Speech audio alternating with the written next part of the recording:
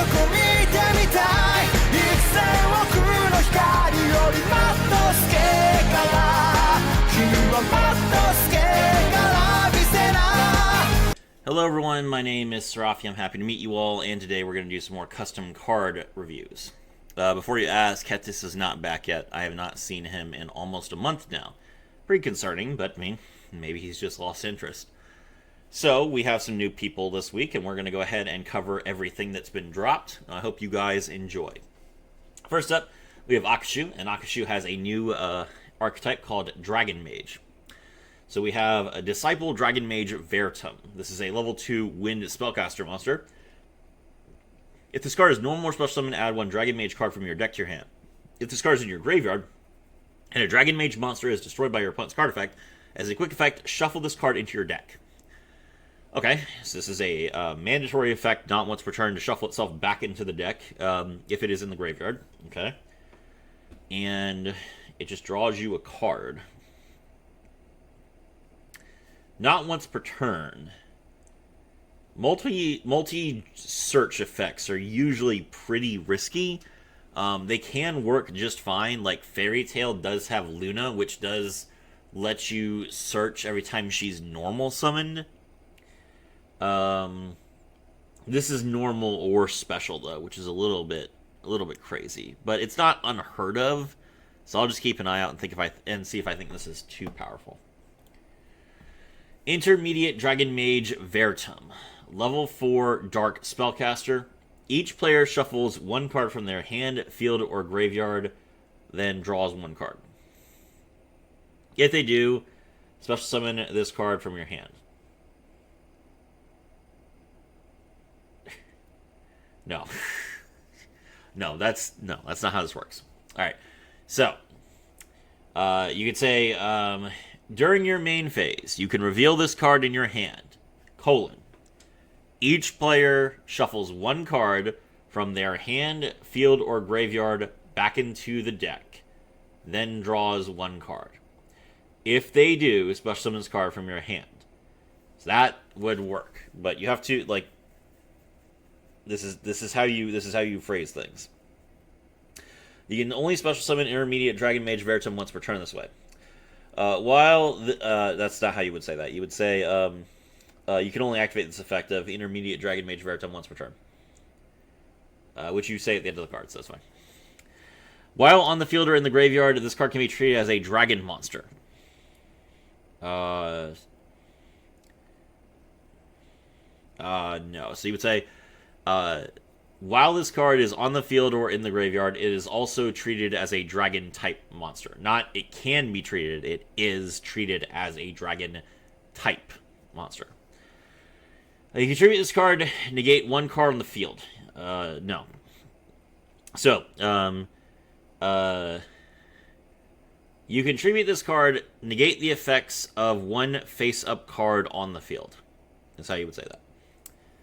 If this card is in your graveyard and your opponent activates an effect that would negate or destroy a Dragon Mage card, as a quick effect, fusion summon one Dragon Mage fusion monster using monsters from both sides of the field. You can use the effects of Intermediate Dragon Mage Vertum once per turn.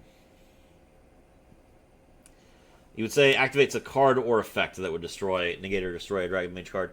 That's fine. It seems okay. Interesting way to dodge interruption, and yeah, I mean, it is a super poly effect, but it's very telegraphed, and you can avoid it by removing cards from your side of the field. Should be fine. High of the Dragon Mage Vertum. Level 6 Dark Dragon Monster. Cannot be normal summoned in your set. Must be special summoned by shuffling 3 Dragon Mage cards from your graveyard into your deck. Special summon this card from your hand. You can, no. So say, cannot be normal summoned or set, must be special summoned by shuffling 3 Dragon Mage, must be special summoned from your hand by shuffling 3 Dragon Mage cards from your graveyard into the deck. So this is not an effect. This is just like, okay, I'm going to shuffle 3 cards back, I special summon this card, and then you would say, you can only special summon High of the Dragon Mage Vertum once per turn. So yeah, there's no colon. The colon indicates that you're using an effect, which you are not. Once per turn, if your opponent activates a card or effect that would let them add a card in their hand. Quick effect: tribute one Dragon Mage monster you control. Your opponent reveals their hand to you. If they have a monster in your hand, target that monster. No. Oh my gosh. This is... Oh. Starting off great this week. All right. All right. Well, let's back up a little bit. Okay. Once per turn, if you're... Oh, and you also have once per turn, but then you say you can use the effects of High Dragon Mage of the Veritum once per turn. I'm pretty sure I talked to you about this last week. You do not need a soft once per turn if all of your effects are a hard once per turn. All right. If your opponent activates a card or effect that would let them add a card in their hand. No, this does not make sense. Add a card from where? You cannot just say, well, if a card would add a card to their hand. Because that would include things like returning a card from their field to their hand, which is not them drawing a card. It's not them returning a card from their graveyard to their hand. So this is why we don't make effects like this. If you're trying to punish a specific type of interaction, like searching, you say add a card from the deck to the hand. If you want to punish graveyard recovery, add a card from the graveyard to the hand. You do not punish everything at once. That is too broad of an effect. Okay. Now with that in mind, tribute one Dragon Mage monster you control. Your opponent reveals their hand to you, and if they have a monster in their hand, target that monster and fusion summon one Dragon Mage fusion monster using that card and this card as materials. No. So, first of all, you do not target after a colon. Because the purpose of targeting a card is to allow your opponent to interact with that target before the resolution of your effect. So, for example, like there's Change of Heart, right? Change of Heart targets a monster, and then your opponent can respond to it by destroying that monster. On resolution, you get to add that card from your side of the field to your hand. If you do not know of any valid targets, because your opponent has to reveal their hand first, then you cannot target before the colon. And because you cannot target before the colon, there is no reason for you to target, because your opponent reveals the card, you target a card, and now nothing you are still resolving the effect and you fusion summon. There is no purpose in declaring a target on an effect during the resolution of that effect. It is only when you declare the effect that you declare a target so that your opponent has an opportunity to interact with that target. Also, you can't target cards in the hand. Okay, so how you would phrase this. Tribute one Dragon Mage monster you control. Your opponent reveals their hand. If they have a monster in the hand, fusion summon one Dragon Mage fusion monster using that card and this card as material. You would need to say tribute one other Dragon Mage monster you control to clarify that you can't tribute this card, because you can't. If you tribute this card, then it is not on the field for you to use its fusion material. All right, that's fine. It's an interesting idea. It's just very, very, very poorly worded. Alright, Dragon Mage Evolving Veritum. This is a level 7 Dark Dragon monster. If you control a Dragon Mage Fusion monster, discard one card, special summon this card from your hand. You can special summon Dragon Mage Evolving Veritum once per turn this way. No, that is an effect, so you would say you could only use this effect once per turn. If an effect targets this card, negate that effect, and if you do, your opponent takes control of this card. Interesting. That is a mandatory effect, so your opponent can simply target the card to destroy it, and then they take control of it. That's pretty cool. If this card is not in its owner's original control during the standby phase, the new owner of this card shuffles a card from their hand to their deck. If they didn't shuffle, they take 500 damage. Okay, that's fine. Standby phase, so they've already drawn a card, so yeah. Alright. Dragon Mage Wizard Vlad. This is a level 3 Dark Spellcaster. Shuffle one Dragon Mage card from your hand into the deck. Special summon this card from your hand. You would have to reveal that card so that your opponent understands that it's a Dragon Mage card. So, you would say, if this card is in your hand, you can reveal one other Dragon Mage card in your hand. Shuffle that card into the deck, and if you do, special summon this card. Yeah, which is fine. While in the field in the graveyard, this card can also be treated is also treated as a dragon monster. No, so while on the field and in the graveyard, this card is also treated as a dragon type monster. Shuffle 2 cards from your opponent's graveyard into the deck. Fusion summon 1 dragon infusion monster using monsters you control from your graveyard.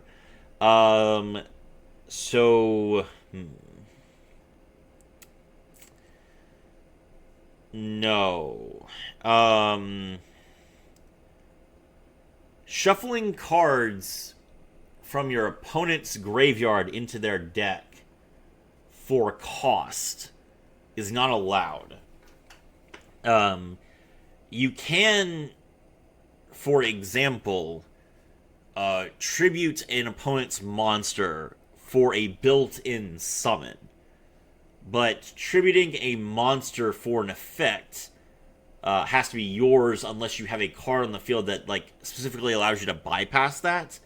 And in other cases, you do not have the ability to simply interact with your opponent's stuff without them getting a chance to respond. The reason for that is because you can't touch your opponent's cards without their permission. So, Dragon Mage Wizard Vlad on the field would essentially allow you to, since you are doing something for cost, before your opponent has a chance to interrupt, you would be taking control of you'd be picking up their graveyard and then shuffling cards back into the deck. Which, even though it's written on the card, very similarly to how Layer of Darkness is written on the card, Layer of Darkness is still like you are declaring an effect. For example, you're flipping up a card like, Crush Card Virus. That card is being activated. Your opponent is now aware of this effect. And then you could say, alright, I tribute that monster. But since you're not targeting cards, you would have to literally pick your opponent's graveyard up. Which, again, is not something you can do without their permission. It's their property.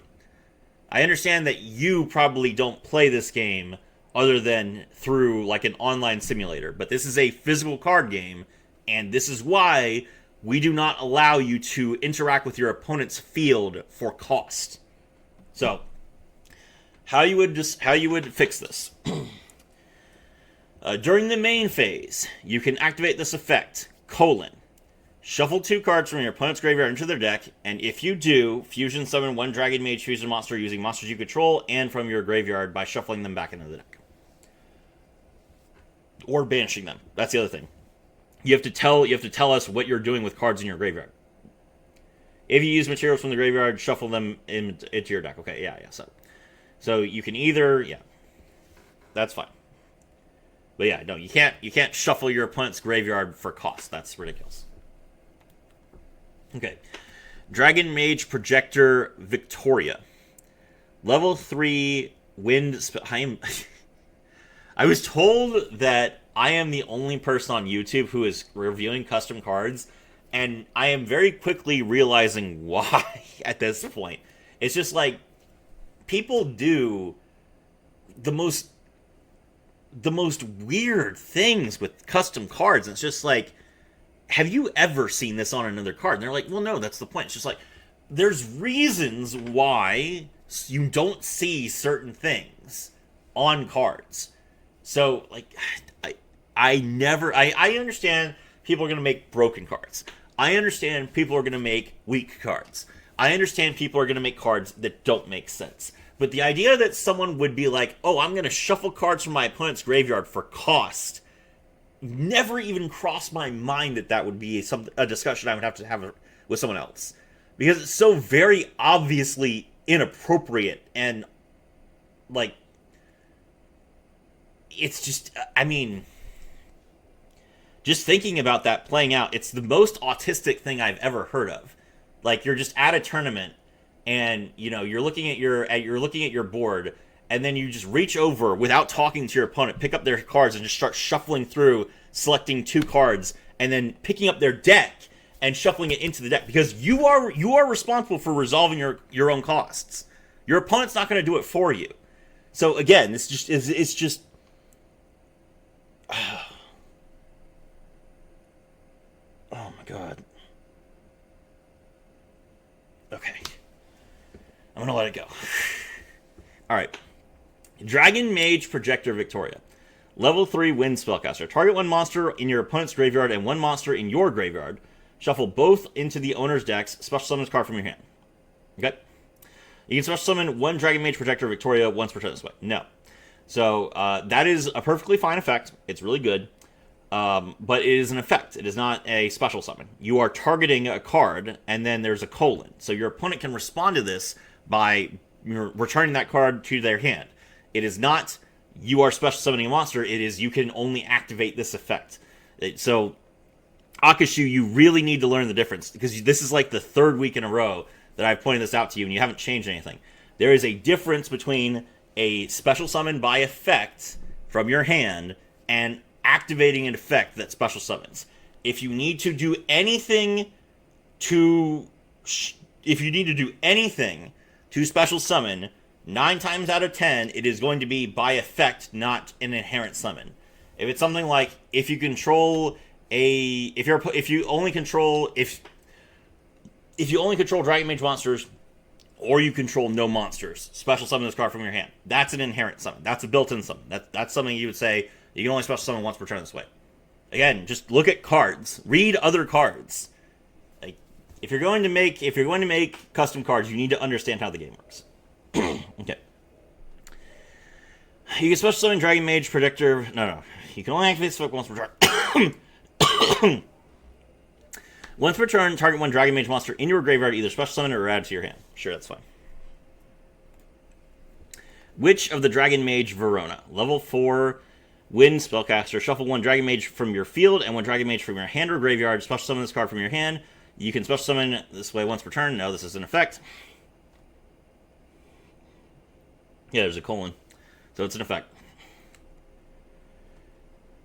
Also, if it was summoned this way, draw one card. If your opponent has a monster in the graveyard, you can activate this effect, fusion summon one Dragon Mage Fusion monster, using one monster from your opponent's graveyard and two Dragon Mage monsters from your hand or deck. Okay. The materials used for that fusion summon are banished. So you would say, fusion summon one Dragon Mage Fusion monster by banishing monsters from your opponent's one monster from your opponent's graveyard and two Dragon Mage monsters from your hand or deck. You can only use this effect once per turn. That's fine. Okay. Magician of Dragon Mage Veronica. Wait. So this guy's name is Vertum the entire time. Victoria, Verona, Veronica. I guess she's a different person. Verona and Veronica is like very close. That's very confusing. Okay. If you control a Dragon Mage monster, special summon this card from your hand. You can special summon Magician of Dragon Mage Veronica once per turn this way. That's fine. That is an actual inherent summon. If your opponent targets a Dragon Mage monster with card effect, quick effect, fusion summon one Dragon Mage Fusion monster using Dragon Mage monsters from your hand, field, or graveyard. If you use materials to fusion, banish it. Okay, that's fine. Sure. Dark Cast... Wait.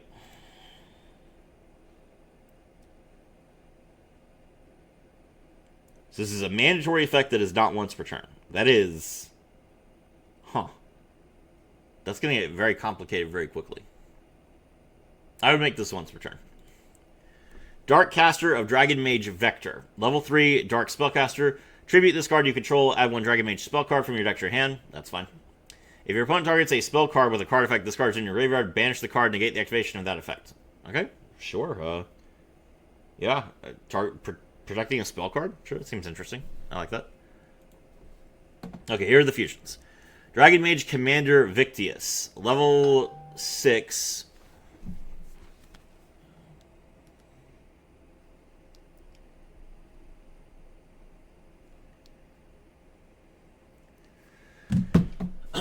Level 6 Dragon Effect Monster. It's just a fusion of a one effect monster plus one Dragon Mage monster. Once per turn, add one Dragon Mage spell card from your deck, graveyard, or banishment to your hand. While you control this card, each time a Dragon Mage gets shuffled, your opponent takes 300 damage. So you would say every time a Dragon Mage monster is shuffled into the main deck or the extra deck. That's fine, though. Dragon Mage Vertum. Can you not name any of these cards Dragon Mage Vertum? Disciple Intermediate High. Okay. Dragon Mage Vertum. Level 7 Dark Dragon Fusion Monster. 1 effect monster plus 1 Dragon Mage monster. Must be fusion summoned once per turn. Target one of your banished cards. Put it in your graveyard. Sure. If this card is banished by your opponent's card effect, fusion summon 1 Dragon Mage Fusion Monster using monsters from either side of the field. You can only use this effect once per turn. Sure, that's fine. First of the Dragons Vertum. Level 8 Dark Dragon Fusion Monster. 1 Dragon Mage Monster plus 1 Effect Monster plus 1 Dragon Mage Monster. This is always treated as a Dragon Mage card. Must be fusion summon. Target 2 cards your opponent controls, 2 cards you control. Add them back to the owner's original hand's quick effect. If an effect of a card you control is negated by your opponent's card, special summon 2 Dragon Mage monsters from either your hand, deck, graveyard, or banishment. You can use this effect once per turn. So if an effect of a card you control is negated by your opponent's card. Okay, that's fine, I guess. It's very specific. Super Dragon Mage Vertum. Level 9 Dark Dragon Fusion Monster. It's a fusion of an effect monster plus 2 Dragon Mage monsters. When this card is fusion summoned, add 1 Dragon Mage card from your deck to your hand. If you add a Dragon Mage monster with this effect, shuffle 1 card from either player's field or graveyard into their respective deck. While this card is on the field and your opponent activates a card effect, they must shuffle 1 card from their field, hand, or graveyard into the deck. Okay, this is interesting. So, this is the one that is a fusion of an effect monster plus 2 Dragon Mage monsters. So this is the card that you would make with the effect of Magician of Dragon Mage... Oh, no, wait. No, not this one. This is the effect you would make off of her. Which is fine. Okay. It doesn't miss timing. I thought that was I thought that was this one, but this one is not a response. So you would activate that as a chain link one. So you're not going to miss timing, so that's fine. Skilled Dragon of Dragon Mage Valerius. 1 Dragon Mage monster plus 1 Dragon monster cannot change control. While this card is on the field, every time a Dragon Mage gets shuffled into your deck, every Dragon Mage fusion monster you control gains 300 attack points. If your opponent targets this card for an attack, end the battle phase. Sure. Empress of Dragon Mage Viselia. 3 Dragon Mage fusion monsters plus an effect monster must be fusion summoned. If this card is fusion summoned, shuffled all spells and traps from both players' fields and both players' graveyards into their respective decks. As a quick effect, once per turn, when a Dragon Mage monster is targeted for an attack, change the attack target to any other Dragon Mage monster you control. While you control this card, Dragon Mage fusion monsters cannot be destroyed by card effects. Okay?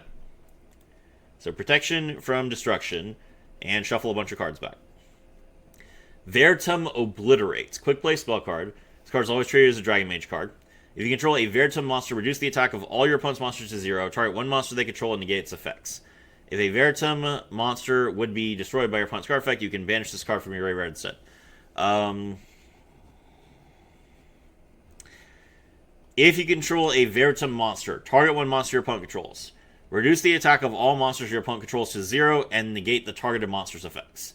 If you are going to target, you have to give your opponent a chance to respond to the targeting by countering the card or removing the target, which is fine. Seems like an interesting spell. Dragon Mage Dark Fusion. Fusion summon 1 Dragon Mage Fusion monster using this Dragon Mage monsters from the field or the deck. If this card is in your graveyard during either player's turn, if your opponent would destroy a Dragon Mage monster, special summon 1 Dragon Mage Fusion monster from your extra deck and banish this card. At the end of the turn, you use this effect, return that Dragon Mage Fusion monster to your extra deck. If your opponent would destroy a Dragon Mage monster, special summon 1 Dragon Mage Fusion monster from your extra deck. Okay, so how many of your monsters can do this? Must be fusion summoned. This card can be special summoned normally. This card can be special summoned normally. Must be fusion summoned. Must be fusion summoned. Okay. Alright, seems interesting. Okay. So overall, I like the idea of like shuffling cards back. That seems kind of cool. You do have multiple ways to fusion summon, and you do have multiple points of interaction.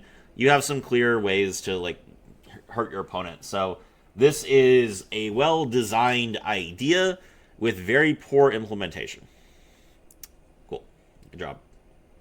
All right, next up is Lalafell. Let's see what she's got he's got this week.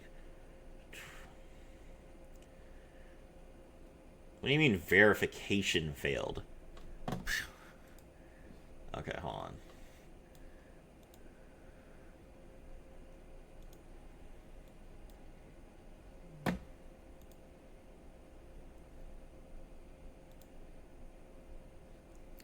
that was.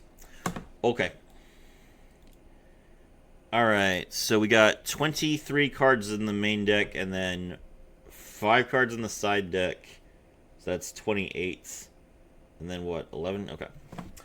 Alright, let's take a look at this. Mechalossus AI Core. That robot has some thighs. Okay. Level 8. Light Machine Monster. Cannot be normal summoned or set. Must be special summoned from your hand by sending any number of Mechalossus cards you control to the graveyard, minimum 2. This card's attack and defense become the number of cards sent to the graveyard for its special summon times 800. Once per turn, you can special summon one Mechalossus monster from your deck with a different name than the cards you control, ignoring its summoning conditions. Also, you can only special summon once for the rest of its turn. You can only special summon Mechalossus AI Core once per turn. Okay. So you pitch at least 2 cards as 1600 attack and defense points, or more if you send more cards. But then you get to special summon a Mechalossus monster from your main deck, ignoring its summoning conditions. Then you can special summon from your extra deck 1 time. Okay.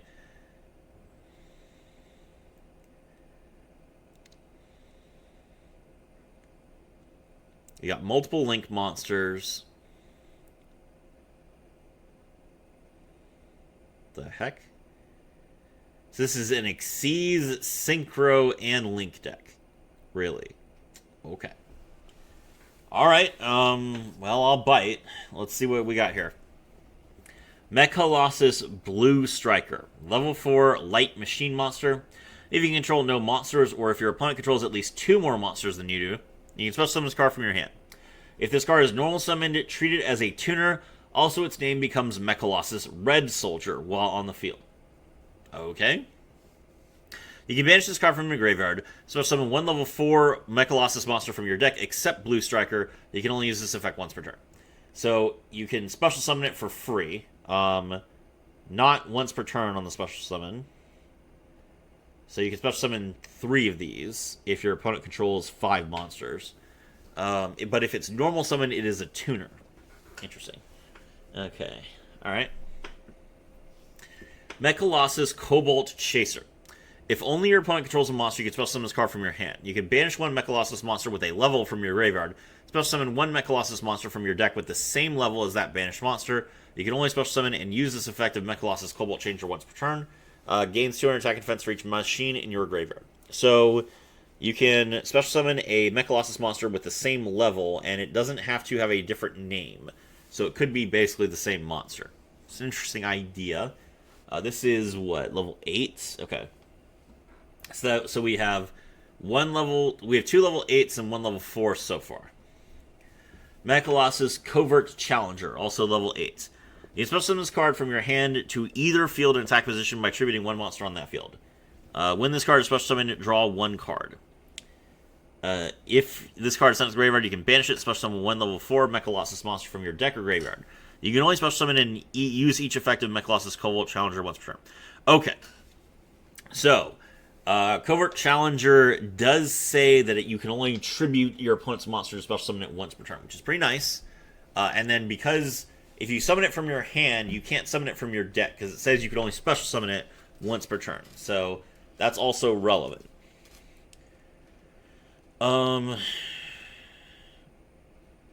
It also says, when this card is special summoned, draw 1 card. That's mandatory. So if you give your opponent this card, your opponent gets to draw a card, which is pretty good. Obviously, you could kill them with this if they happen to have 0 cards left in their deck, but I don't see any milling on any of the other cards. I don't think that's the point. So it's just a reward for, like, a payoff for you getting rid of one of their ports of interruption, which is pretty fair, because it's a in-art-type kaiju.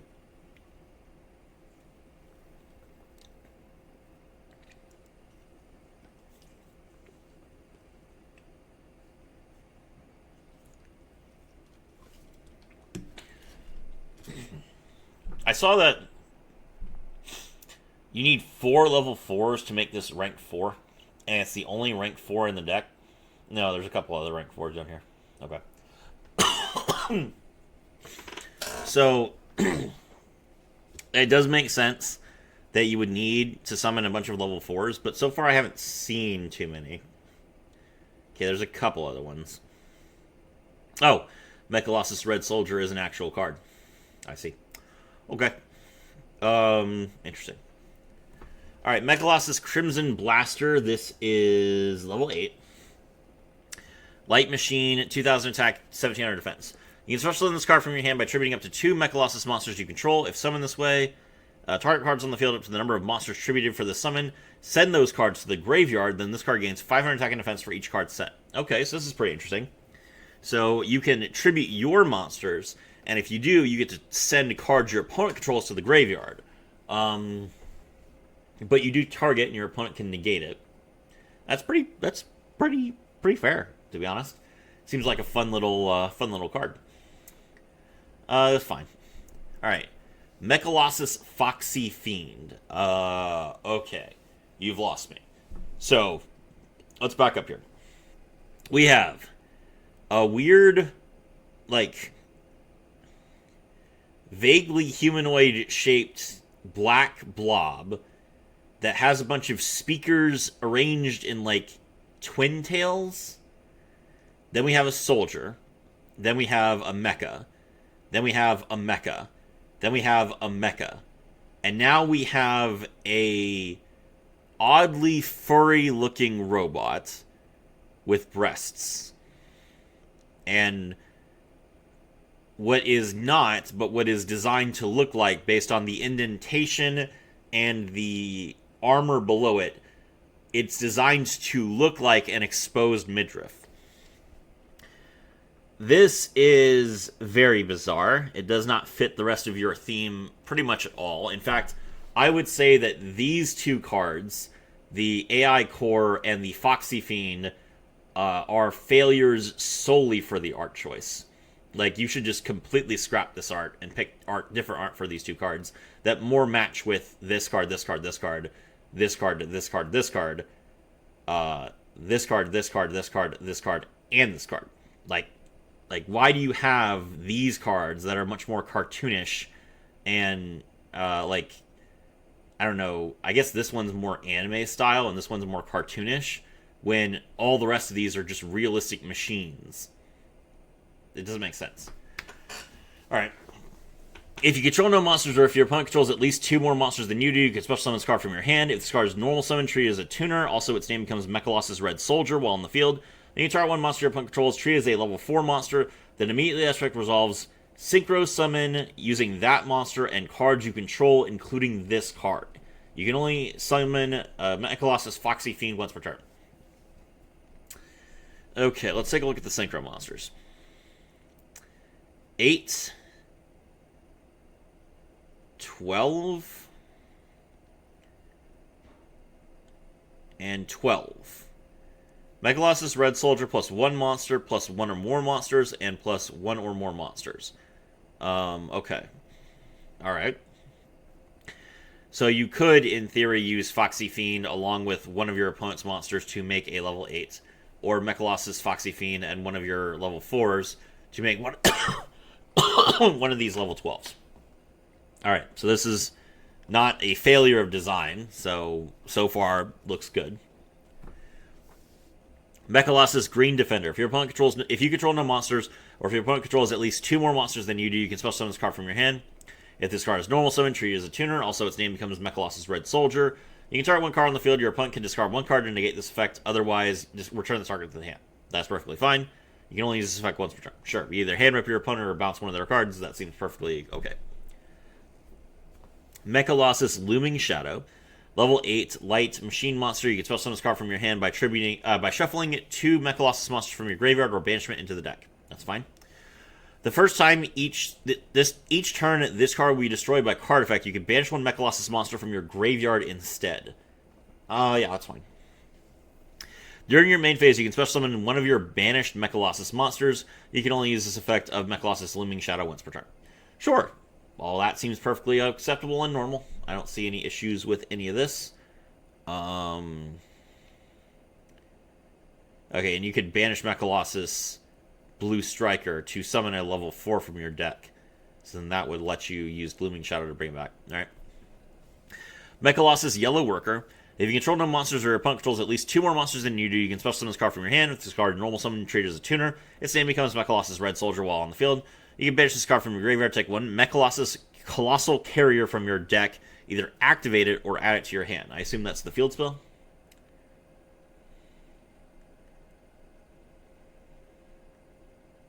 Yes, it is. Okay. Seems perfectly acceptable. And then we have the normal monster. Mechalossus Red Soldier, Light Machine Tuner, standard issue Mechalossus unit that comes equipped with variable weaponry and smart targeting systems. Able to sync up with other models for combination strategies. Cool. Mechalossus Colossal Carrier. This is a field spell. During your draw phase, if you reveal a Mechalossus monster, reveal one of those monsters, then either special summon it or send it to the graveyard, then draw 1 card. You can place 1 card from your hand on the bottom of your deck, special summon 1 Mechalossus monster from your graveyard. You can only use this effect once per turn. Mechalossus monsters you control cannot be destroyed by battle. So there's a protection effect, a slight acceleration effect that only happens during your draw phase, which is very slow, and then you can place 1 card from your hand on the bottom of your deck to special summon a monster from your graveyard. So it's a revive effect, which is kind of interesting, except for the fact you have to remember that AI Core and AI Core, Cobalt Chaser, Covert Challenger, Foxy Fiend,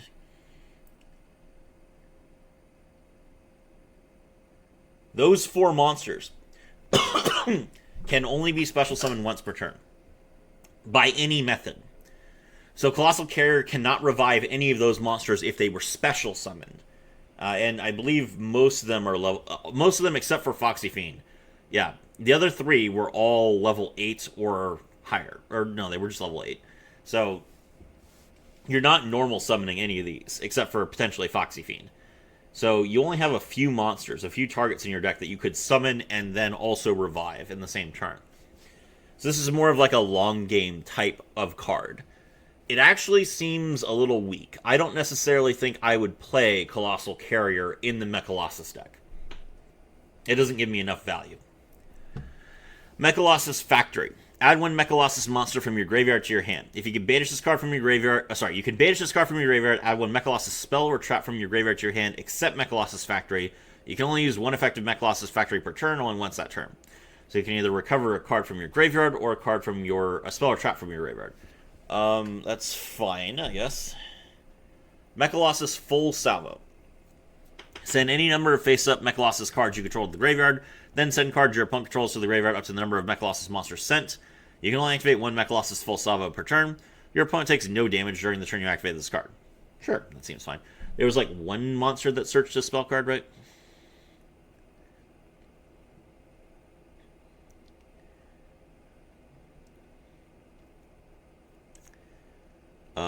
No. Yeah, no. There's not one that... Okay, interesting. Mechalossus Peacetime. During your main phase, select one and activate one of the following effects. You can only activate 1 Mechalossus Peacetime per turn. Special summon 1 level 4 Mechalossus monster from your graveyard. Oh, it has to be during your main phase 1. I see, okay. Special summon 1 level 4 Mechalossus monster from your graveyard. Your opponent takes no battle damage this turn. Also special summon 1 level 8 Mechalossus monster from your graveyard. Your opponent takes no battle damage until the end of your next turn. Also special summon 1 level 12 Mechalossus monster from your graveyard. Okay. So, you can either recycle a level 4 so that you can synchro summon or exceed summon again, or you can skip your battle phase to revive a level 8 or a level 12. Now, obviously, if you revive a level 8 on turn 1, you could potentially make 2 different level 12 synchros, or try and like synchro and then make a rank 8 monster, but you would have to use one of your level 8s that can be revived that can be special summoned multiple times, which would be the Crimson Blaster and the Looming Shadow.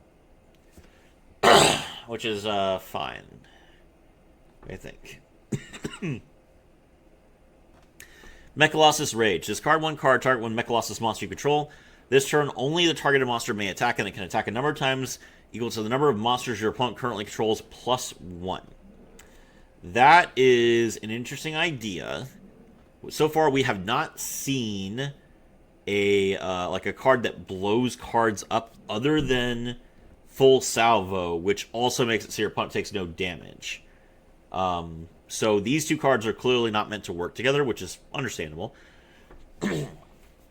If there are no ways to destroy your opponent's monsters, this is probably reasonable. But if there's like a synchro monster or an Xyz monster that can blow your opponent's board up, then Mechalossus Rage becomes like just OTK, which is not unfair. It's not unfair to kill your opponent on turn 2. Like, everyone does that. So we'll see.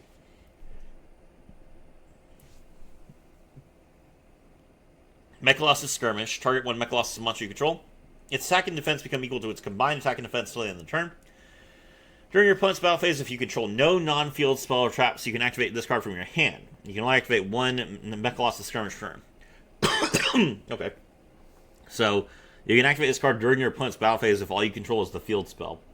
And then you can just get to buff one of your monsters, which you can do during the damage step. It's kind of a cute effect. Mechalossus Strike. Target one Mechalossus monster you control, one monster your opponent controls.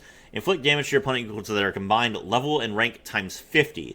Then if this inflicted over 500 damage, destroy both targets. If this inflicted over 1,000 damage, destroy the targeted opponent's monster. Okay, so let's see. So, if you have a level 12, that's 600 damage.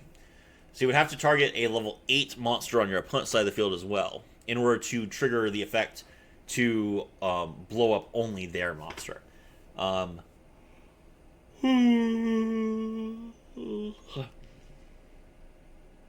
That's pretty fine.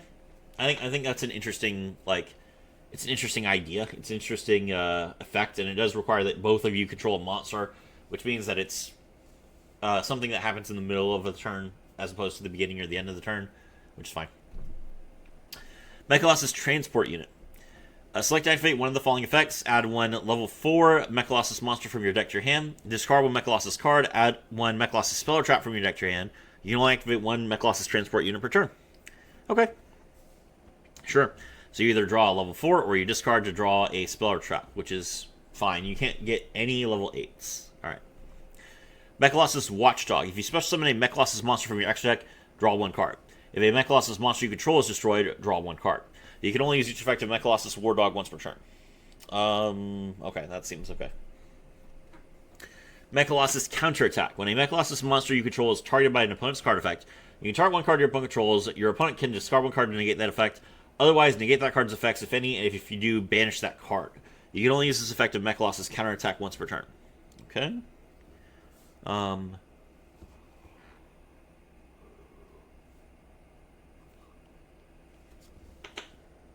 That seems fine. It's an Omni Negate that banishes, like, Primite, Primite Drill Beam, but your opponent can discard a card to negate it. Which is okay. Mechalossus Final Blow. When your opponent activates a card effect while you control a Mechalossus monster, target that card, send one Mechalossus monster you control to the graveyard, negate that target's effects, and if you do, destroy it. Then you can banish one Mechalossus monster from your deck. If you do, destroy one other card your opponent controls. You can only activate one Mechalossus Final Blow per turn.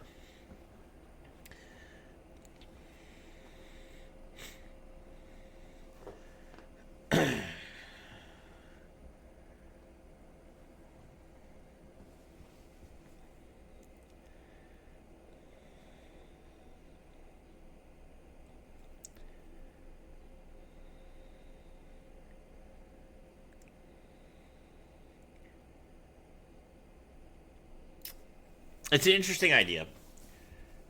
I understand that you're trying to add a cost here, which I can appreciate, but the targeting is awkward because, like I said with Akashu, the main reason to target is to give your opponent a way to interact with it before you resolve the effect. And you can't interact with counter traps. You're not allowed to just like, oh, I'm going to tribute the card you targeted in response, because it's a counter trap. You can't respond to counter traps except with other counter traps.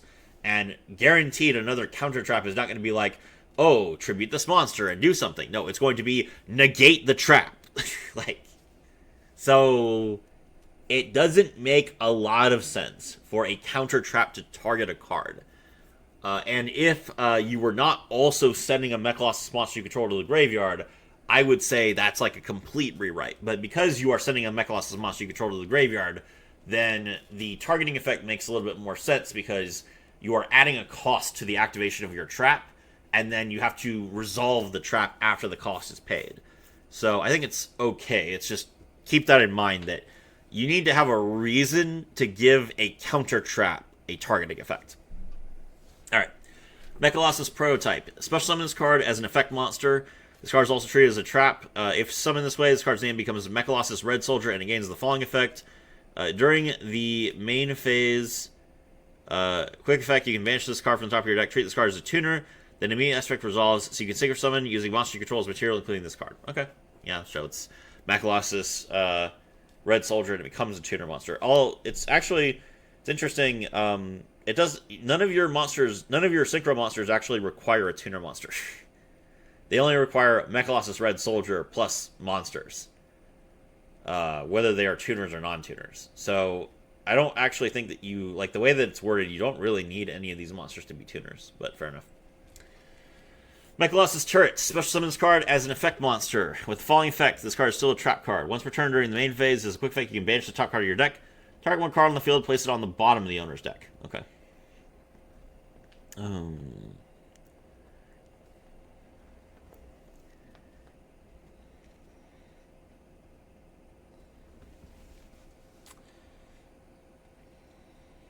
Yeah, that's fine.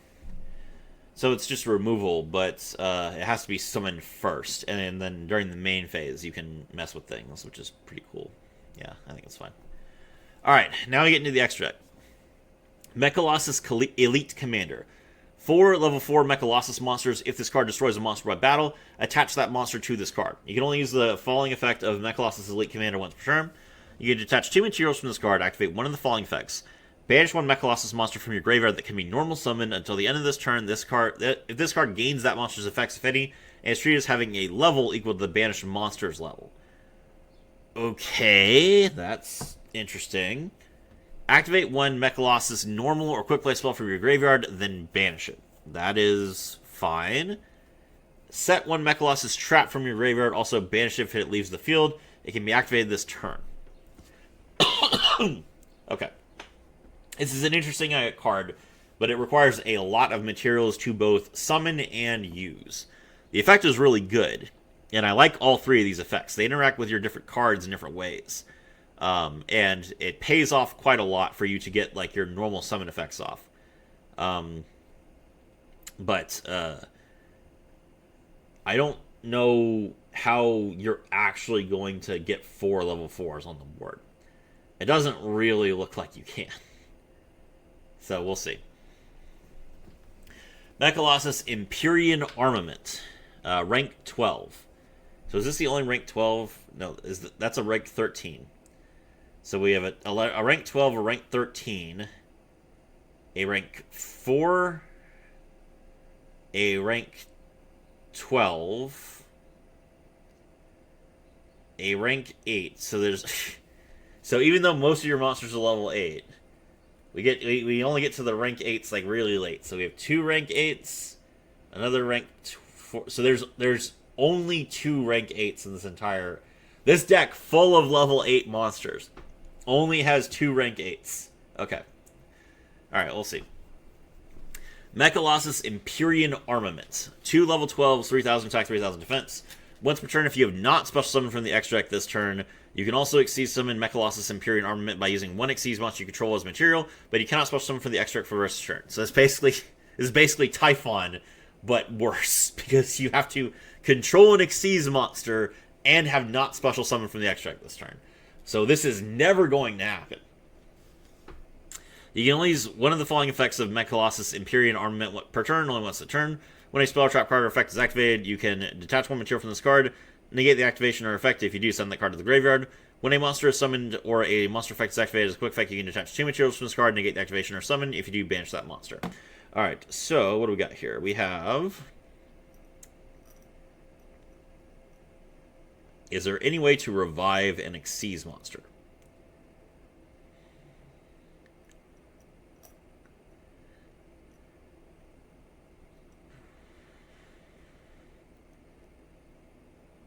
The only way to revive an Xyz monster is specifically with the field spell.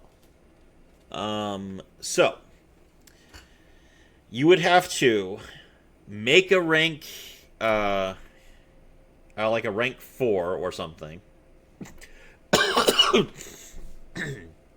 Pass your opponent. Your opponent would have to then destroy your monster or leave it alive without destroying your field spell. And then, on your turn, you would have to put a card from your hand on the bottom of your deck to revive this monster, and then you would not be able to special summon for the rest of the turn to summon this card. So this card basically will never be summoned. So I'm not even going to respond to this. This card is way too situational. It would never happen. Cross, next time. Alright, what's this level 12? Rank 12. Mechalossus Golden Overlord. Rank 12 requires 2 level 12 Mechalossus Synchro monsters. That is very good. Okay, so we have to bring out both of our level 12s, and then we have to get rid of them. This better be good. 5,000 attack, 5,000 defense. Must be Xyz summoned using the above materials. This monster's Xyz summon cannot be negated. That's perfectly fine. When your opponent activates a card effect while this card has a material. As a quick effect, you can detach 1 material from this card, banish the top 5 cards from your deck face down, negate the activation, and if you do, banish the card. This card will be destroyed. You can detach 1 material from it instead. As a quick effect, you can send this card with no materials to the graveyard, special summon up to 3 Mechalossus monsters with a level from your graveyard with a combined level of up to 12. Okay, so this card can negate an effect twice, and then tag out for 3 level 4s. That seems okay. You do have to banish 10 cards to do so, which is also fine. It's okay. Alright, so what is this grand finale? 3 level 13 Mechalossus Synchro monsters. Must be Xyz summoned. During your main phase, if your life points are less than 1,000, you can also Xyz summon this card by using a Mechalossus Golden Overlord with no materials you control as an Xyz monster. Can't be destroyed. If this card attacks a monster, you detach 1 material from this card. That monster's attack and defense becomes 0. During damage calculation, also this card inflicts piercing damage during its attack. If your opponent activates a card effect, you can banish 10 cards from the top of your deck face down, negate that effect, and if you do, banish the card. Okay, so not once per turn, but you have to banish 10 cards from your deck. And then you can negate effects. Yeah,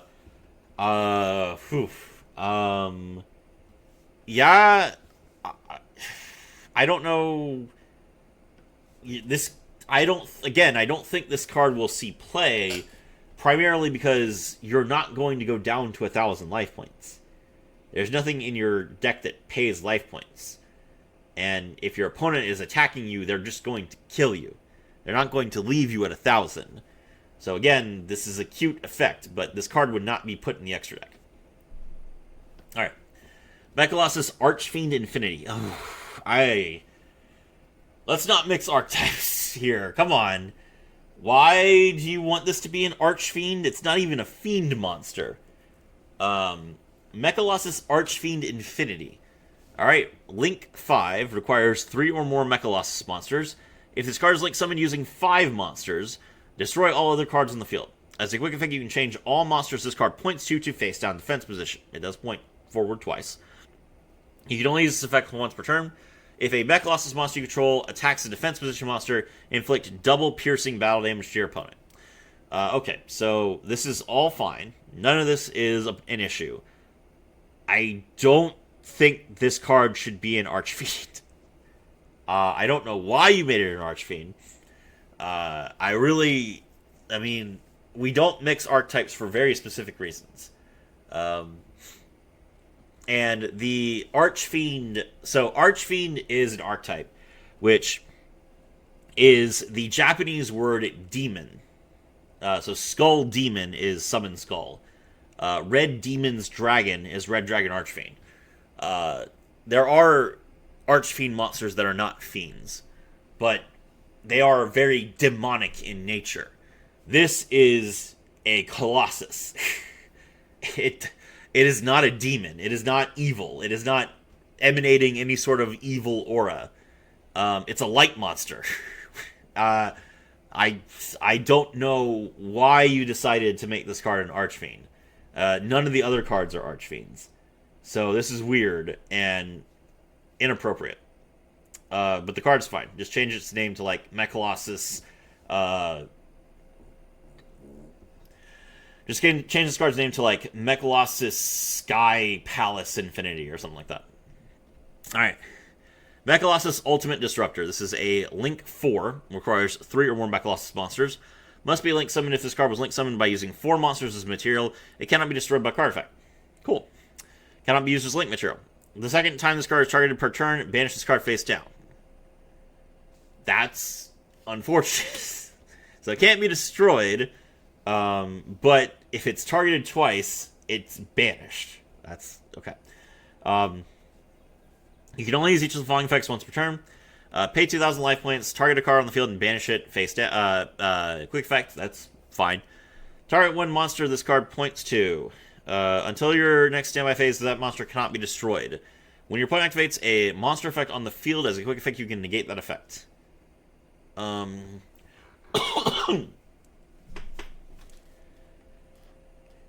This is 3,000 attack points? A Link 4 that just gets to negate once per turn is already good enough. Like, that's like about the level of Appaloosa, and Appaloosa got banned. It is an archetypal card that requires specific monsters, but I don't think you should have both a quick effect and a negate. A quick effect banish and a negate on one Link 4. That's a little too much interruption for just a Link 4. Link monsters are very generic, even inside of their own archetype. They are very generic monsters. You can make this with Xyz monsters that have no material. You can make this by banishing like 4 of your blue strikers. It is painfully simple to make a Link 4 or a Link 3 or a Link 2. Therefore, they are supposed to be weaker in stat line and weaker in effect than everything else. So having both a quick effect, banish, and a monster negate is too much. Pick one or the other. And then attach the other effect to like a Link 3.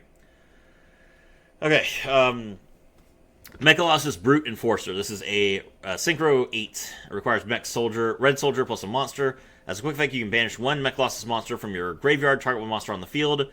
Change that target to face down defense position. Then, if that monster is in attack position, shuffle it into the deck. Sure. If this card is sent from the field to the graveyard, you can banish it, add one Mechalossus card from your graveyard to your hand. You can only use each effect once per turn. Yeah, that's fine. So, it lets you set a monster face down, which is in line with the Archfiend Infinity. And if you can't, then it gets shuffled back into the deck, which is the effect mostly of Durham Cannon, which is not related to this deck, but it's an effect that exists, and it's fine to reference it. Mechalossus Emerald Dragoon. Level 12 Light Machine Synchro Monster requires Red Soldier plus 1 or more. If this card is synchro summoned using exactly 3 Mechalossus monsters, your opponent cannot activate cards or effects in response to the first effect. This card activates each turn. You can only use each of the following effects once per turn. During the main phase, as a quick effect, you can send one monster on either field to the graveyard. If you do, that monster's controller discards 1 card. Okay.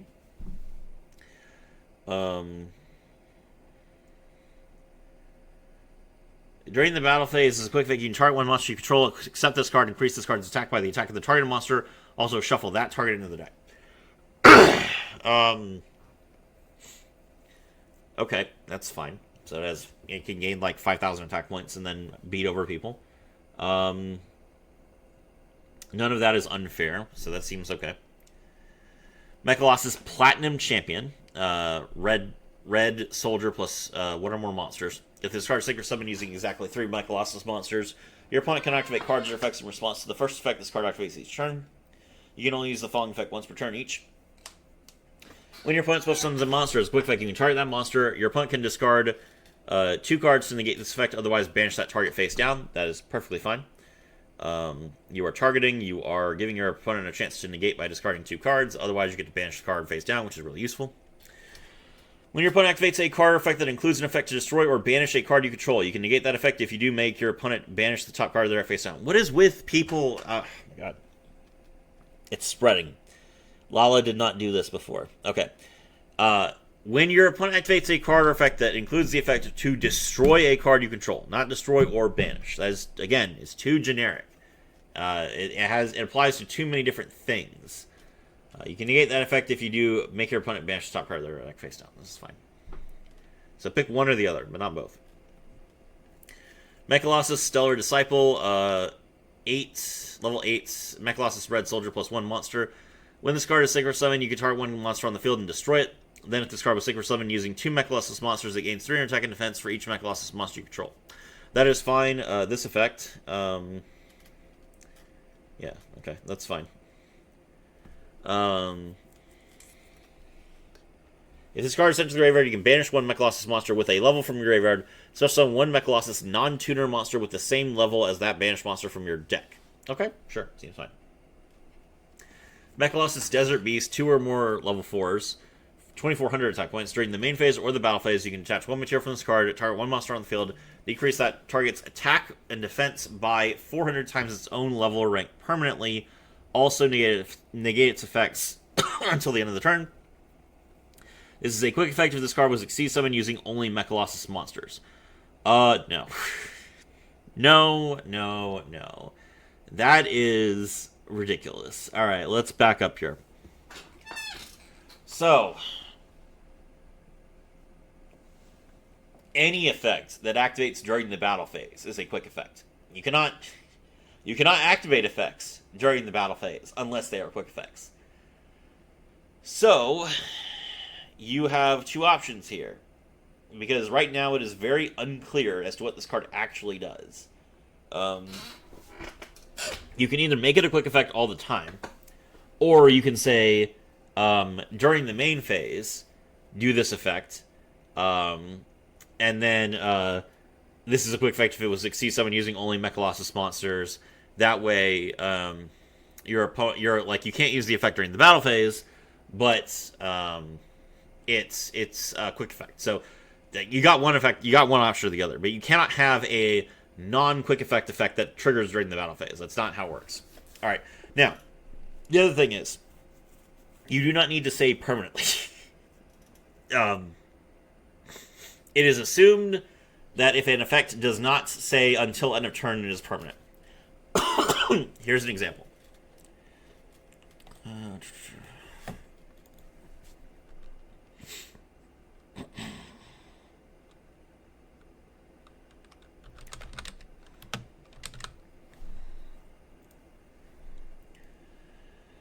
Ultimate Leo Utopia Ray. Once per turn, while this card is equipped with a Zexa weapon monster, you can target one monster your opponent controls, negate its effects, and if you do, have its attack. It does not say permanently, it does not say until end of turn, therefore it is permanent. So there's no reason to say permanently. This monster you control can be treated as level 4 for the Synchro or Exceed Summon of a Mechalossus monster. Transfer any materials. Okay, that's interesting. Alright. Already talked about Golden Overlord. Mechalossus Omni Destroyer. 2 level 8 Mechalossus monsters. You can also Exceed Summon this card by using 1 rank 4 Mechalossus monster you control as material during a turn in which you have not yet special summoned from the extra deck. Cannot be destroyed by card effects. Gains attack equal to the number of Mechalossus cards on your field in your graveyard times 200. If this card will be destroyed by a battle or card effect, detach 1 material from it instead. At the end of the battle phase, if this card battled while it had no material, draw this card, or banish this card. Okay. Sure. I mean, it doesn't have a way to detach its own materials, but it would protect itself from being destroyed. It only has 1,000 attack points normally, so the bonus attack points is really nice. I don't see any problems with this. It is kind of weird that it doesn't destroy anything, though. Like, maybe the name's bad. Mechalossus Omni Destroyer, but all it does, it's got, like, low attack points, and it doesn't destroy anything. And its only real effect is that it can't be destroyed. That's weird. Wait. It says cannot be destroyed by card effects, and then it also says if this card will be destroyed by battle or card effect. It can't be destroyed. No. You cannot. Okay, no. You cannot. Okay. Back up here. You almost got me. You almost slipped one past me. This is terrible design. Okay. The card is protected from being destroyed by card effects. You cannot then just slip in a little note that says, oh, by the way, if this card, like, I don't even know how this would apply. Like, if the first effect was negated somehow, but not the whole card? Like, no. This card cannot be destroyed by card effects. Either the entire card is negated or it's not. So, if this card would be destroyed by battle, detach one material from it instead. Not if it would be destroyed by card effect, because it can't be destroyed by card effects. Okay. Mechalossus Phantom Cleaver, rank 8 light machine monster. You can also exceed summon this card using one rank 4 Mechalossus monster you control during a turn in which you have not yet special summoned for the next deck. You detach 4 materials from this card. Destroy all other cards on the field. Okay, fair enough. When a monster your opponent controls is destroyed by a Mechalossus card you control, attach that destroyed monster from this graveyard to this card's material. Oh, yeah. Okay. That all seems perfectly fine, so you can either make a huge rank 4, pass, and then rank it up into this, and blow up the field. Or you can make this as a rank 8, and then just use another card to pop your opponent's cards, and then you get this card to gather its materials. Its blow-up effect is not a quick effect. This all seems perfectly fine. Okay, Mechalossus Tundra Titan. 1900 attack points, 2700 defense points. Very cool artwork. I see mecha. You detach one material from this card. Destroy one card your opponent controls. Sure. This is a quick effect if this card was exceed summon using only Mechalossus monsters. That is perfectly fine. It does not say that it can be activated during the battle phase. You can only use this effect once per turn. This monster you control can be treated as level 4 for the synchro or exceed summon of a Mechalossus monster. Yeah, it's fine. This effect is fine. It's kind of boring, but, I mean, you need boring cards like this in your deck, so this works as fine. Mechalossus Obsidian Juggernaut. Points up, left, and right. So if you link summon this card, you cannot link summon again unless you use it as material. This card is link summoned with only monsters with the same attribute. Target one monster and return that target to the deck. That is a mandatory effect, which means that you would have to target itself if your opponent had no cards. Pretty rough. You can only use the following effects once per turn. You can banish one face-up card. You can banish one face-up card. Sure, why not? Quick effect, you can target one monster. That target loses 500 attack and defense, and an additional 500 attack and defense times the number of cards this card points to. Okay, see, this is weird. See, you understood that you didn't need to specify permanently on this card, so I don't know why you put permanently on this card. It always throws me when the same person like makes a very obvious mistake and then doesn't make the mistake on the same card that they submitted like a couple paragraphs later.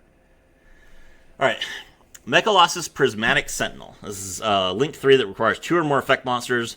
Mechalossus monsters this card points to cannot be destroyed by a card effect. Also, they can attack your opponent directly, but if they do so, using this effect, any battle damage they inflict that would exceed 1500 becomes 1500 instead.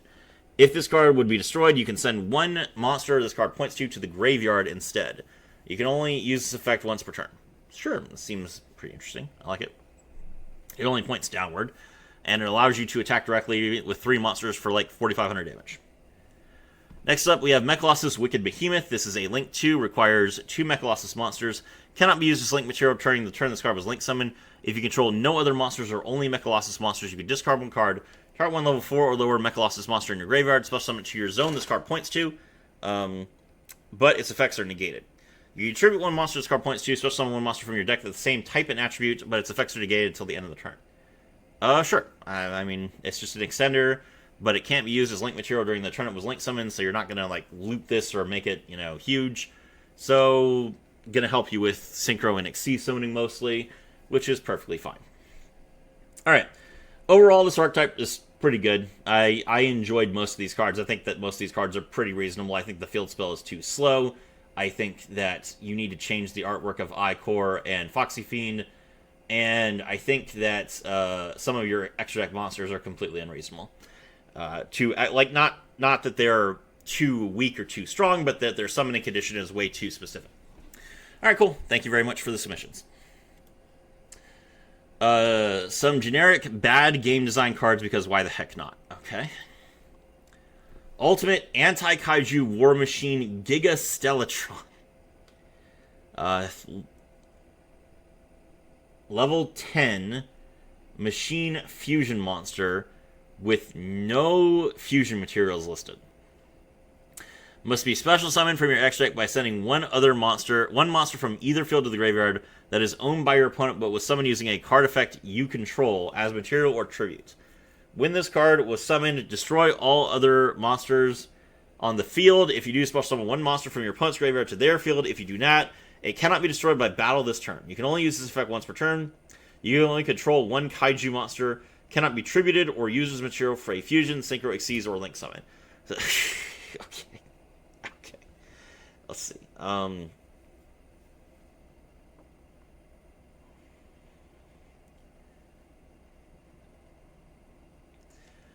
Okay, so this card is you kaiju one of your opponent's monsters. Then you send that monster to the graveyard to summon this monster.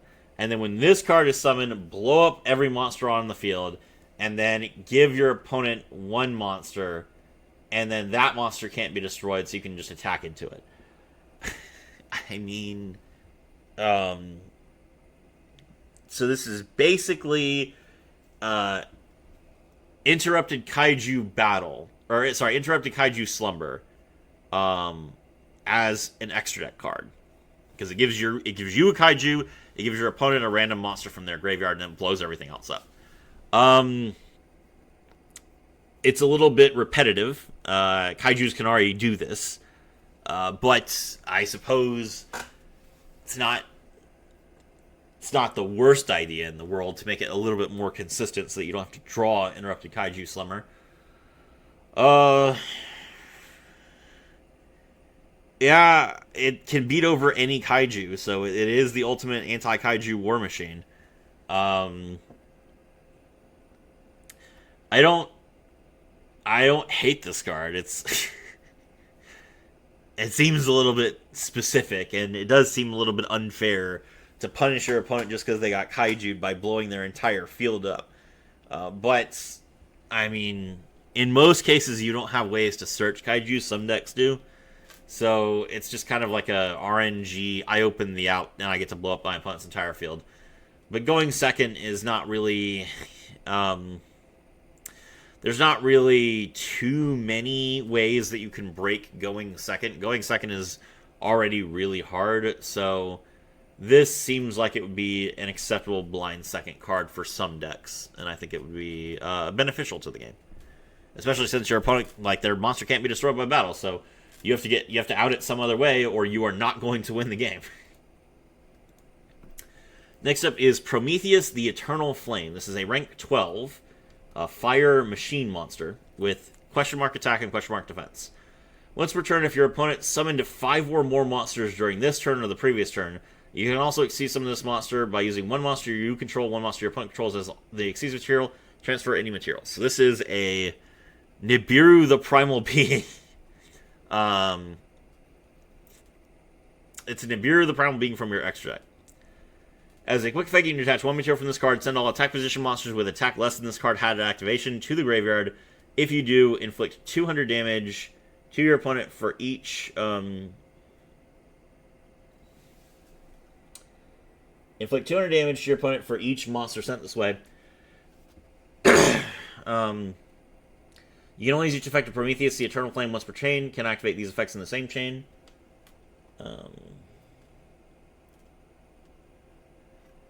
During your main phase, you can try out one monster in either graveyard. Okay. Gains attack and defense equal to the combined original attack and defense of every card attached to it. Cannot attack directly.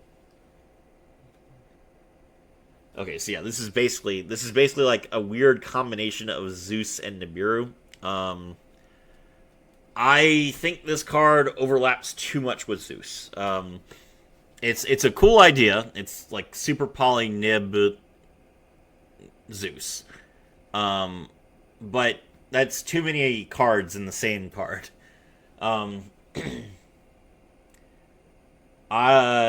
This is basically Zeus, but in the main phase 1. And you also get to remove one of your opponent's negates to summon it, which makes it a lot less likely that they will actually be able to stop Prometheus. And if Prometheus just blows up your opponent's board and then attacks them directly, it's not really all that fun.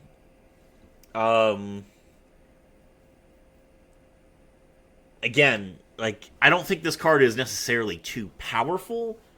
It seems like it's perfectly legitimate, but it just steps on too many toes at once. And we value cards like Super Polymerization and Nibiru the Primal Being for their interaction. So if we just like took those cards and made them an extra deck monster, then people are less incentivized to actually play cards like Nibiru and Super Polymerization, which make the game more interesting because they can't be searched for most decks. They are cards that punish your opponent when they play into Fualos. This is kind of a weird thing, right? Like, Fualos is a really good card, obviously. But one of the main reasons that Fualos is so good is because it allows your opponent to draw into their tech cards more frequently. And because of that, we want tech cards to be good, whether they are cards like Nibiru or cards like Super Polymerization. And because of that, we do not want blind second extra deck cards to be too powerful, because we want Fualos to enable blind second players to draw their main deck techs so that they can make up for the fact that they don't have as many good extra deck monsters. So, you are essentially, when you make a card like this, you are essentially taking away from the game an important interaction that plays out during the first turn, where your opponent has to respect your Fualos. If you don't have Fualos, then they can play more aggressively, but then they have to play into Nibiru. And you are saying, my opponent does not have to respect Fualos or respect Nibiru. They just have to not summon 5 monsters, or I will Prometheus them. Which is just... it removes a lot of the excitement of the game. Because if you know 100% that you are going to get nibbed every single game, then there's no surprise or drama. Which is a weird thing to say, but like, when you play the same game 10 times in a day, right? You want there to be a little bit of spontaneity. That's what card games are. That's what makes card games special. That's why a lot of people hate Duel Links, because Duel Links removes inconsistency, and inconsistency is the spice of life. When you don't guarantee that your opponent has the out every single time, then you are more rewarded if you commit or overcommit. But if you are sure that your opponent will always have the out, you have no reason to overcommit, which means you can't get punished, first of all, but it also means this card is a dead card, because if this card exists, everyone plays around it, and then it never actually resolves, and all it is basically a floodgate that says your opponent cannot, if you go second, your opponent cannot summon more than 4 times, which is not, that's just not interesting. Like, this is why you can't have insanely powerful cards for blind second in your extra deck. They need to be in the main deck. Alright, cool. If this card was a main deck monster, like that you could just activate from the hand, then it would be really, really interesting. But as an extra deck monster, it's really boring. Alright, Akashu, Shower. For the rest of the duel, your opponent must shower. Continue with spell card. Yes, this would win a lot of tournaments. Alright, next up we have not SDL. Geniris, the Geniris archetype. Okay, so we have Geniris Djinn of Generosity, which is a level 12 main deck monster. It is a wind fairy. Cannot be targeted by card effects. If you control no other monsters on the field, once per turn... oh, sorry. Cannot be targeted by card effects if you control no other monsters. Okay. Once per turn, you can shuffle any number of other cards on the field into the owner's decks as you want. Then your opponent draws as many cards as the cards once per turn, you can shuffle any number of other cards on the field to their owner's decks as you want. Then your opponent draws as many cards as the cards they controlled that were shuffled by this effect. If 15 or more cards were shuffled by this effect, you win the duel. Okay, so let's see.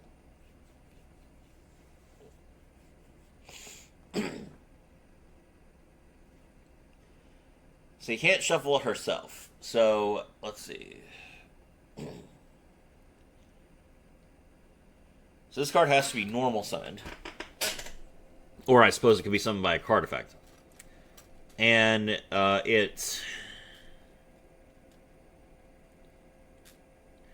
your opponent has to have, like, at least 5 cards, and you have to have at least 10 cards. And you shuffle a bunch of cards back, and then you win the duel. There are a lot of people that like alternate win condition cards, and 15 cards is a lot of cards to be on the field. I will see if you have a way to cheat this out. If you have to normal summon this card, this is a perfectly fair card. In fact, I will go ahead and I will say before I read the rest of this archetype, if this card said cannot be special summoned, then it would be perfect. Except for the terrible English. I am assuming, without even knowing this person, I am assuming that English is not their first language, because that was the worst writing. That was genuinely awful writing. But other than that,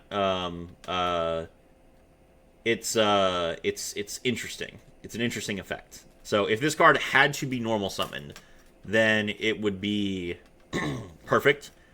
And I'm going to see how many ways you can special summon this card. And if it's like more than 4, then it needs to be adjusted. So let's look.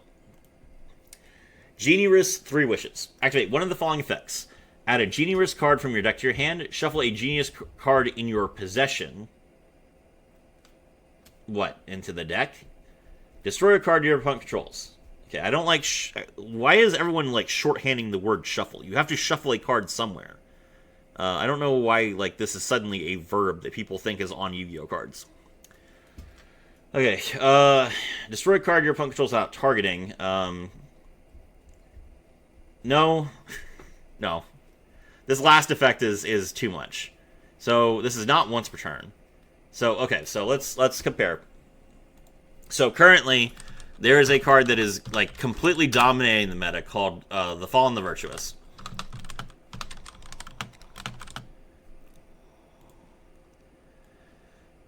The Fallen the Virtuous. This card is always treated as a branded and dogmatic card. Activate one of these effects.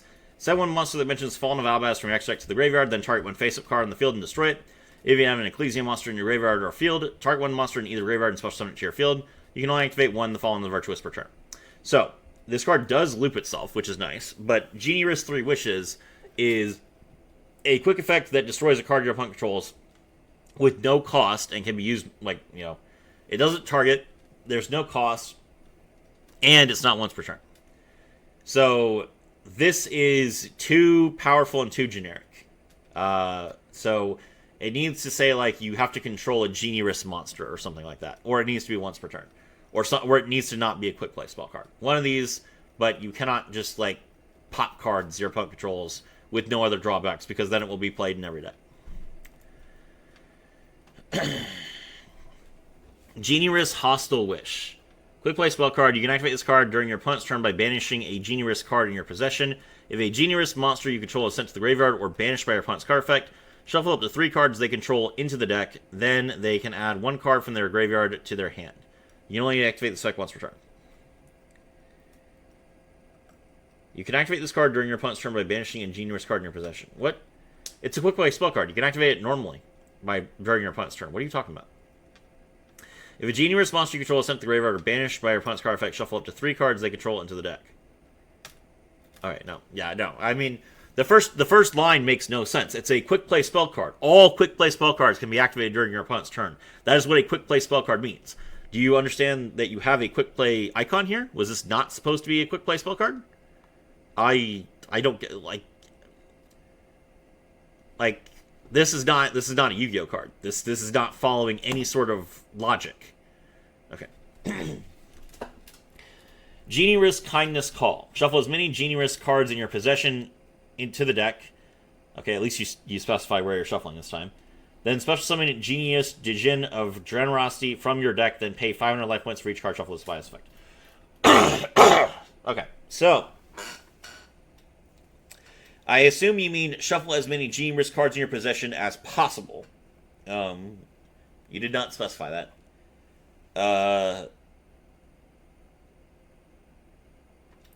I assume it has to be at least one. So basically, you would normal summon a Genie Risk card, activate this card, then you special summon Genie Risk monster from your deck. So this is not just a special summon from hand.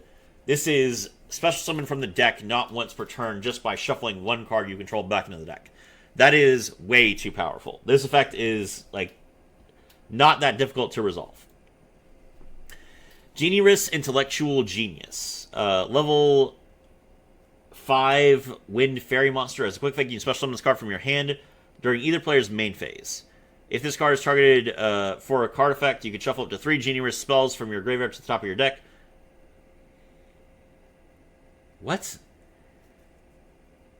Shuffle cards to the top of your deck? That's not how that works.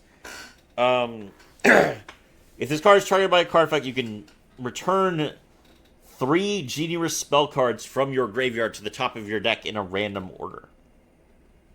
When this card is shuffled, both players shuffle a card they control to the decks, then draw 1 card. Okay. All right. During the main phase, quick effect, you can special summon this card from your hand. That's what that should say. This is okay. All right. You know what? We still got cards to go. How long? It's 1.5 hours. I'm not going to correct this guy's English for the next 10 minutes. Genie Risk Hipster, level 2 Wind Fairy. When this monster battles, shuffle both battling monsters to their owner's decks. When this card is shuffled, shuffle 2 cards from your hand to the deck. Then both players draw 2 cards. You can only use each effect of Genie Risk Hipster once per turn. Okay, I mean, this is an interesting idea. So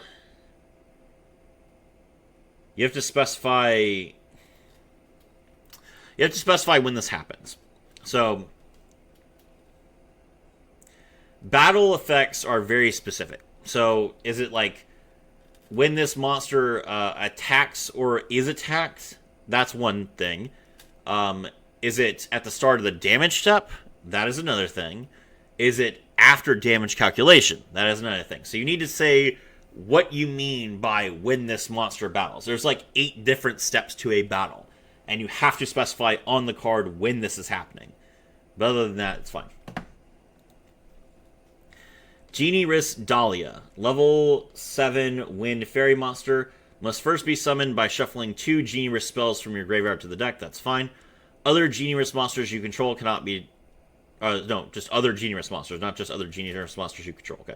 Cannot be targeted by card effects. When this card is shuffled, you can target a card your opponent controls, shuffle it to their deck, and your opponent draws a card. You can only use each effect once per turn. Okay, sure. Seems fine.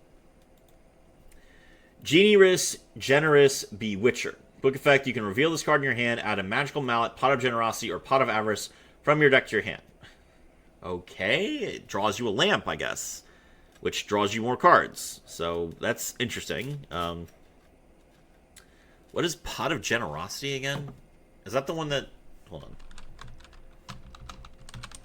Pot of Avarice is fine. Magical Mallet is fine. What is Pot of Generosity? Return 2 cards from your hand to the deck, then shuffle the deck. Yeah, okay. When this card is shuffled, add one of the above cards from your graveyard to your hand. You can only use each effect of one of Bewitcher once per turn. You cannot special summon during the turn you activate either of these cards' effects except Genie Risk monsters. Okay. Genie Risk Sigillette, level 3 Wind Fairy Monster. Quick effect, you can shuffle this card from your hand to the deck, then shuffle up to 2 cards on the field to their owner's decks. When this card is shuffled into the deck, add 1 Genie Risk monster from your deck to your hand, except this one. You can only use each effect once per turn. And lastly, Genie Risk Mythical Spirits, level 6 Wind Fairy Monster. As a quick effect, you can reveal this card from your hand, add a Magical Mallet, Pot of Generosity, or Pot of Avarice from your deck to your hand. When this card is shuffled, add one of the above cards from your graveyard to your hand. You can only use each effect once per turn. You cannot special summon for the rest of the turn, except Genie Risk monsters.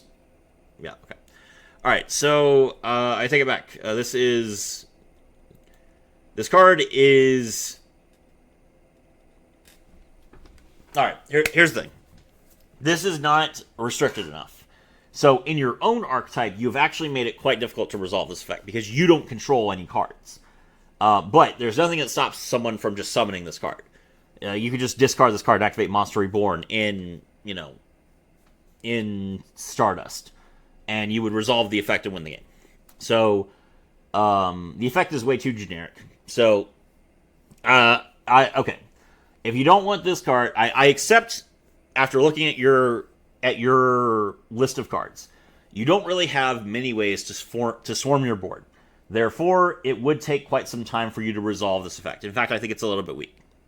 So, with that said, all you need to say is you cannot activate the effect of Generous Djinn of Generosity during a turn in which you have summoned a monster that is not a Generous monster. As long as you do that, then you're fine. Okay. Alright. Not SDL again. Rank up Magic Vare Digital Force. Okay. Target one face-up Xyz monster you control. Special summon from your extra deck one number C or C Xyz monster with the same type as that monster you control, but one rank higher, using it as material. Then, this is treated as an Xyz summon. Then, if possible, set a card from your opponent's graveyard to your side of the field. So this is very similar to Rank Up Magic Variance Force, except the last effect is a little bit different. That seems fine. Vare Revision. If your opponent activates a card effect in response to a card effect, you can banish this card from your hand. The effect becomes your opponent special summons a level 5 Gemini monster from their deck.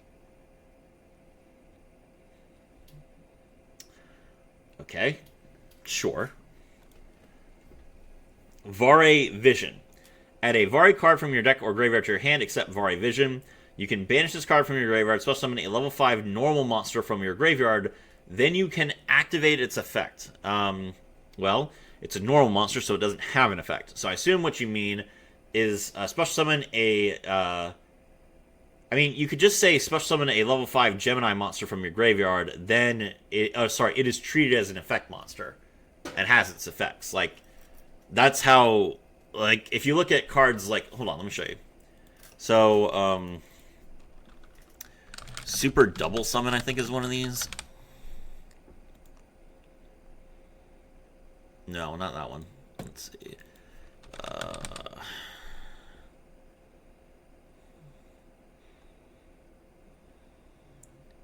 Oh, the Butterfly.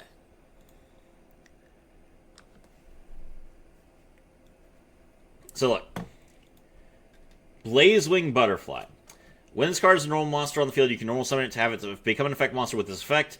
You can tribute this card, then target one Gemini monster in your graveyard, special summon that target, and if you do, it becomes an effect monster and gains its effects. So that's how Gemini monsters have been described in the past. There's no reason to change that. It is cool that you're trying to make a Gemini monster, but look at other Gemini cards so you can see how they're worded. Vare Room Invite. Target one monster your opponent controls, take control of it until this card leaves the field. The equipped monster cannot be destroyed by battle. You can only activate and control one Vare Room Invite per turn. Okay. Vare Full Immersion. If you activate a Vare card effect that switches control of a monster, discard one card and target that monster. It cannot leave the field by card effects until the end of this turn. That's very specific, but okay. So basically you're saying that you're inviting them into VR and then pulling them in for like a permanent, like they're like a death game, I guess. Okay. Vare Servers. That is Futaba from Persona 5. Okay. You can normal summon level 5 Vare monsters without tributing. You can normal summon to 2 Gemini monsters per turn. Once per turn, as a quick effect, you can return an effect monster your opponent controls that is on your side of the field to your hand. You can only activate one Vare Servers per turn. You cannot special summon except Vare monsters. You can return an effect monster your opponent controlled is on your side of the field to your hand. No, you cannot. You cannot return monsters that are owned by your opponent to your hand. You can return them to the owner's hand, but not your... You can't put your opponent's cards in your hand. There's literally no card in the game except Exchange that does that. Okay. Number C1. VR Legend. Okay, so these are number monster. I forgot. I forgot that you were saying these were number monsters. Let's ignore the fact that number monsters already exist and that the numbers already exist, because I suppose there are 2 monsters that are called number 1, technically speaking. I don't know why they printed the imaginary number monsters, but they did, so sure. Number C. Wait, hold on a second.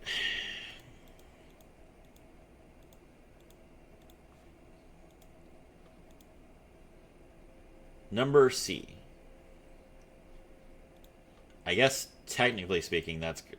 You have this. You have a very weird way of writing number C. Like C dash is weird, but I guess that's fine. All right, number C-1 VR Legend, a rank 9 illusion wind monster. It requires one rank 9 Vari monster. This card is always treated as a Vari card. Oh no, hold on. Is this rank 10? Yeah, this is rank 10. Unaffected by card effects except Vari effects. If your opponent special summons a monster, you can detach one Xyz material from this card, take control of that monster, or equip that monster to this card if your monster zones are used. You can only control one number C1 Vari champion. So this... Wait. Okay, so you change the name of the card. So, okay, this is... Okay.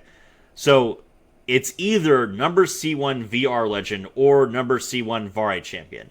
You should not mix up your name in the middle of the card. But fine. Let's see. Unaffected by card effects except Vari effects. If your opponent special summons a monster, you can detach one material from this card, take control of that monster, or equip that monster to this card. Okay. Alright, so this card, since it says that it can be Xyz summoned using a rank 9 Vari monster, you don't need to use a spell card to make this. You could just rank it up, which I guess is your intention. That's fine, I guess. Number C1. Okay, so we have you can only control number C1 Vari champion, and then number C1 Vari champion. Oh wait, no, this is VR champion. This one says C1 Vari champion. Did you? Okay. This is all right. Okay, so we have rank 8 or rank 9. Yeah, rank 9. Requires one rank 8 Vari monster. This card is always treated as a Vari card. Cannot leave the field by card effects except Vari effects. No. No, cannot leave the field is not a thing. Once per turn, you can detach one material from this card, then target one unused zone on your opponent's side of the field. You can take control of monsters summoned to that zone for the rest of the turn. Interesting. Okay, I like that idea. That is a cool idea. It's just like, okay, your zone's not being used. All right, well then if you summon any monsters to that zone for the rest of the turn, I'm taking them. That's pretty good, actually. I like that. I like that effect. That's zone control. That's a part of gaming. So this is fine. But no, this first effect is wrong. So you could say unaffected, which you did on the other card. You could say can't be destroyed, but you cannot say cannot leave the field. That doesn't make any sense. That's not a thing in Yu-Gi-Oh. All right. Number C1 VR Pro. Rank 8 Illusion Xyz monster. Requires one rank 7 Vari monster. This is always treated as a Vari card. Cannot be destroyed by battle or card effects. Once per turn, you can detach one Xyz material, ROM this card. Destroy as many monsters on your side of the field your opponent controlled as possible, I assume. Then banish an equal number of monsters your opponent controls. You can only control number 1 CR Vari Pro. So we have...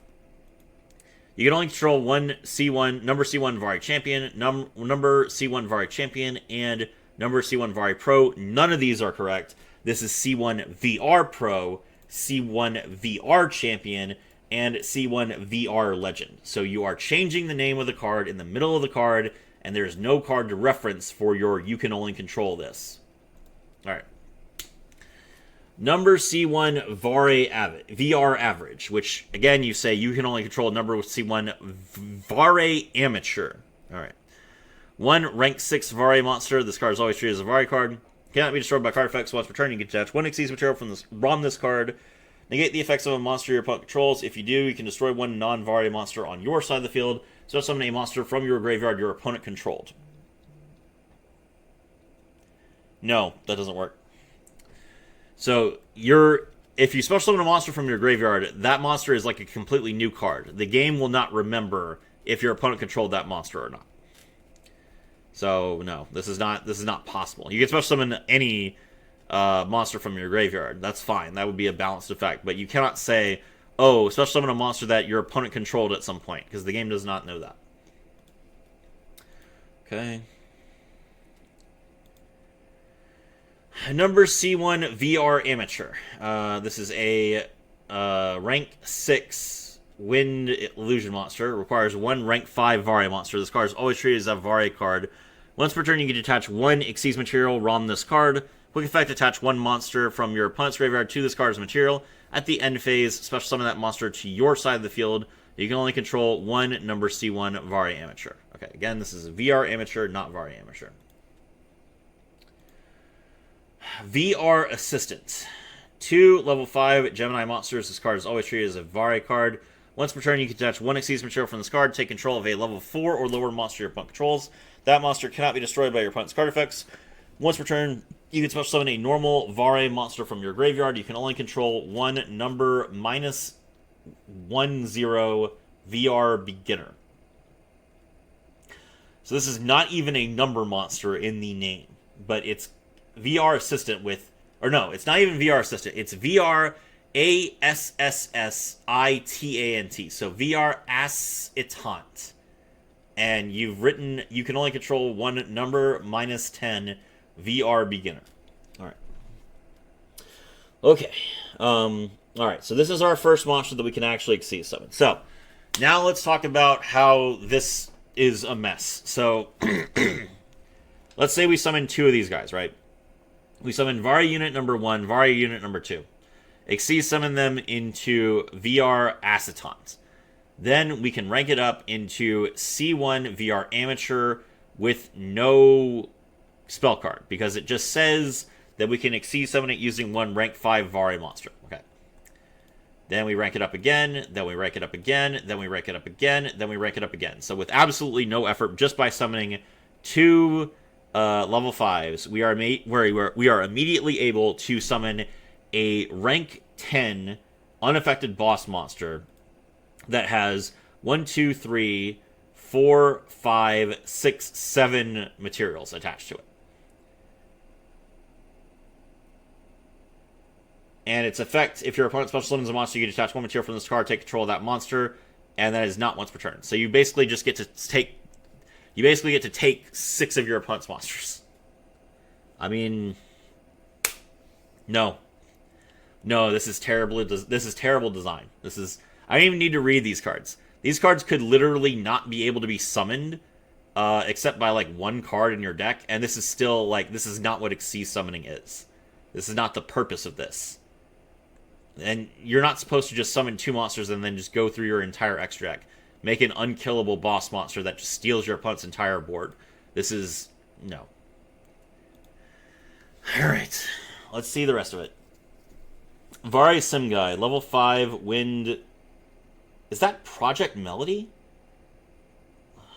Okay. Alright. Level 5 Wind Illusion Fusion Monster. Must be fusion summoned by banishing monsters sent from your opponent's field to the graveyard by a Vari effect. Or at least 2 monsters in your graveyard. Again, if a monster was sent to your opponent's graveyard... Sent from your opponent's side of the field to your side of the field by a Vari effect. Okay, must be fusion summoned by banishing monsters you control that are owned by your opponent. Or at least 2 normal monsters in your graveyard. When fusion summoned, add up to 2 Vari spell cards from your deck to your hand, then pay 1,500 life points for each card added by this effect. Sure. This would not be a fusion summon. This would be a special summon, by the way. Number 1 VR Rookie. 2 level 5 normal monsters. This card is always treated as a Vari card. Once per turn, you can detach 1 Xyz material from this card, take control of a monster your opponent controls. If you do, destroy this card during the end phase. You can only control one number 1 VR Rookie. Okay. Vari Sim Dasher. Level 5 Wind Illusion Fusion Monster. Must be fusion summoned by banishing 2 monsters that were sent from your opponent's side of the field to your side of the field by Vari card effects. Must be special summoned by banishing 2 monsters you control that were owned by your opponent. This card gains 100 attack points times the combined level of its materials. This monster can attack directly. Sure. Vari Sim Delusion. Level 5 Wind Illusion Monster. Must be fusion summoned by banishing monsters sent from your opponent's side of the field to your side of the field by a Vari effect, or at least one normal monster, and or at least one normal monster in your graveyard. Okay. Must be special summoned by banishing any number of monsters from your opponent's side of the field that you... must be special summoned by banishing at least one monster you control that was owned by your opponent, and one normal monster in your graveyard. When special summoned this way, special summon as many banished normal Vari monsters from your graveyard with their effects negated, and they cannot be used as material for a fusion, synchro, exceeds, or link summon this turn. You can only use each effect of Vari Summoned Illusion once per turn. This is a level 5 monster that has 0 attack and 0 defense, and it summons a bunch of monsters to your side of the field that clogs your field, with which you cannot use them to exceed summon. So this card does not make any sense. It's not part of your... Like, it's not an extender, it's not a starter, it's not good. Vari Sim Demolisher. Level 5 Wind Illusion Fusion monster. Must be fusion summoned by banishing at least one monster sent from your opponent's side of the field to your side of the field by a Vari effect. Must be special summoned by banishing a monster you control that was owned by your opponent. Cannot be destroyed by battle. Oh! Okay, we are now very deep into this archetype, and we have just remembered that illusion monsters should not be able to be destroyed by battle. Okay. When this monster battles, you can target one other monster your opponent controls and banish it. You can only use each effect once per turn. Alright, sure. Vari Unit 1, level 5 Wind Illusion Gemini monster. You can discard this card, quick effect, add a Vari monster from your graveyard to your hand except Vari Unit 1. This card is treated as a normal monster while face up on the field or in the graveyard. While this card is on the field, you can special summon it to have it be treated as an effect monster with this effect once per turn. You can target one monster your opponent controls, negates effect until the end phase. Oh, okay, so these monsters can special summon themselves instead of normal summoning themselves. That's different. Sure. Why? Vari Unit 2. You can discard this card, quick effect, special summon a Vari Gemini monster from your graveyard except Vari Unit 2. This can be treated as a normal summon while face up on the field or while in the graveyard. While this card is face up on the field, you can special summon it to have it be treated as an effect monster with this effect. Once per turn, you can target one face-up spell or trap your opponent controls, negates effects until the end phase. Okay.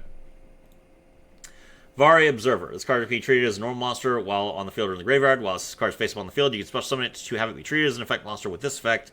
When special summoned by the previous effect, target one card in your opponent's graveyard, special summon it to your side of the field if it's a monster, set it to your side of the field if it's a spell. You can only use this effect once per turn. You cannot special summon monsters for the rest of the turn except Vari monsters. Okay. That seems fine. Vari Explorer, level 5 Illusion Gemini monster. This card is treated as a normal monster while face up on the field or in the graveyard. While this card is face up on the field, you can special summon it to have it be treated as an effect monster with this effect. When special summoned by the previous effect, target one effect monster your opponent controls, take control of it until it leaves the field. Okay. Vari Beyond. This card is treated as a normal monster while face up on the field or in the graveyard. While this card is face up on the field, you can special summon it to have it be treated as an effect monster with this effect. When special summoned by the previous effect, you can target one card in your opponent controls in their spawn trap zone, set it to your side of the field. Vari Adventurer. This card is treated as a normal monster while face up on the field or in the graveyard. While this card is face up on the field, you can special summon it to have it be treated as an effect monster with this effect. When special summoned by the previous effect, you can target one monster your opponent controls in their extra monster zone, take control of it until the end of the turn. And Vari Sightseer, level 5 Illusion Gemini monster. This card is treated as a normal monster while face up on the field or in the graveyard. While this card is face up on the field, you can special summon it to have it be treated as an effect monster with this effect. When special summoned by the previous effect, you can add one Vari card from your deck to your hand, except Vari Sightseer. Okay. So, what have we learned? This is an interesting idea that is very poorly executed. I do like the idea of like a deck that concerns itself primarily with taking control of your opponent's monsters and then turning them into Xyz monsters. That's fine. Vampires already did it, but that's fine. But obviously, ranking up all of your monsters being just stepping stones for ranking up into you wouldn't even use any of these. You just make your VR assistant and then just Xyz summon a bunch of times. You might not even look at any of these other cards' effects. Your opponent wouldn't get a chance to appreciate them either, because you're just using them as material to get up to your VR legend. So it's just bad design. It's not interesting. You might as well just have it be these two monsters, the field spell, and then this monster. You could just not have made any of these other cards. So yeah, I mean, go back to the drawing board. This would be really interesting to see done properly. So I hope that you revisit this, but do it better. Like make it interesting. Make it so that you actually have to play, your spell card. Maybe make it so that there's other ways to rank up besides just Xyz summoning.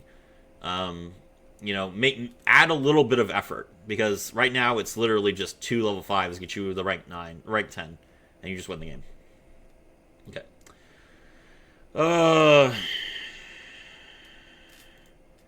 Tutaru, Gold Pride, No Punk, Lionhearts. Level 3 Earth Psychic Tuner Monster. If your life points are lower than your opponent's, you can special summon this card from your hand. You can pay 600 life points, add 1 Gold Pride card or Punk card from your deck to your hand, except Gold Pride, No Punk, Lionheart. During the main phase, as a quick effect, you can special summon 1 Gold Pride monster, 1 Punk monster from your hand, deck, or graveyard. You can only use each effect of Gold Pride, No Punk, Lionheart once per turn. Okay, so it's important to note what the different punk monsters, what the different punk monster tribes are. So Tutaru has assigned this a no punk. I believe that the no punk monsters are primarily associated with monster effects. No punk Xiamen adds a monster. Rising Scale summons a monster. Foxy Tune summons a monster. Ogre Dance adds a monster. Deer Note summons a monster. Okay. So Jaruri is the trap cards. Gagaku is the spell cards. And Ukiyo is the cards related to fusion summoning. So does this card relate to monsters in any way? It adds a Gold Pride card or a Punk card. It does let you special summon a Punk monster from your hand, deck, or graveyard. Okay. I would say that this card is... Let's see.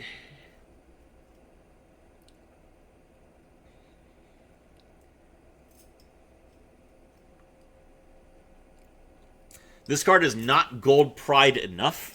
It is basically just a Punk monster that has the Gold Pride summoning condition attached to it. It is a psychic monster, which there are very few Gold Pride psychic monsters. It is a level 3 tuner monster, which is much more of a punk theming. It is Earth. Were any of the Gold Pride monsters Earth? Eliminator is Earth. Roller Baller is Earth. Captain Carey and Leon are not. So, yeah, the fact that it's Earth is also not necessarily in line with Punk. Or, sorry, with Gold Pride. Yeah, no, this feels like this is just a Punk card that you stuck Gold Pride on because you like the Gold Pride deck. I do not get enough feeling of Gold Pride from this. It's just a Punk card.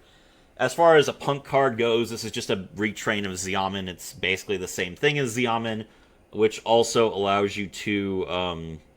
it's Xiamen plus Rising Scale.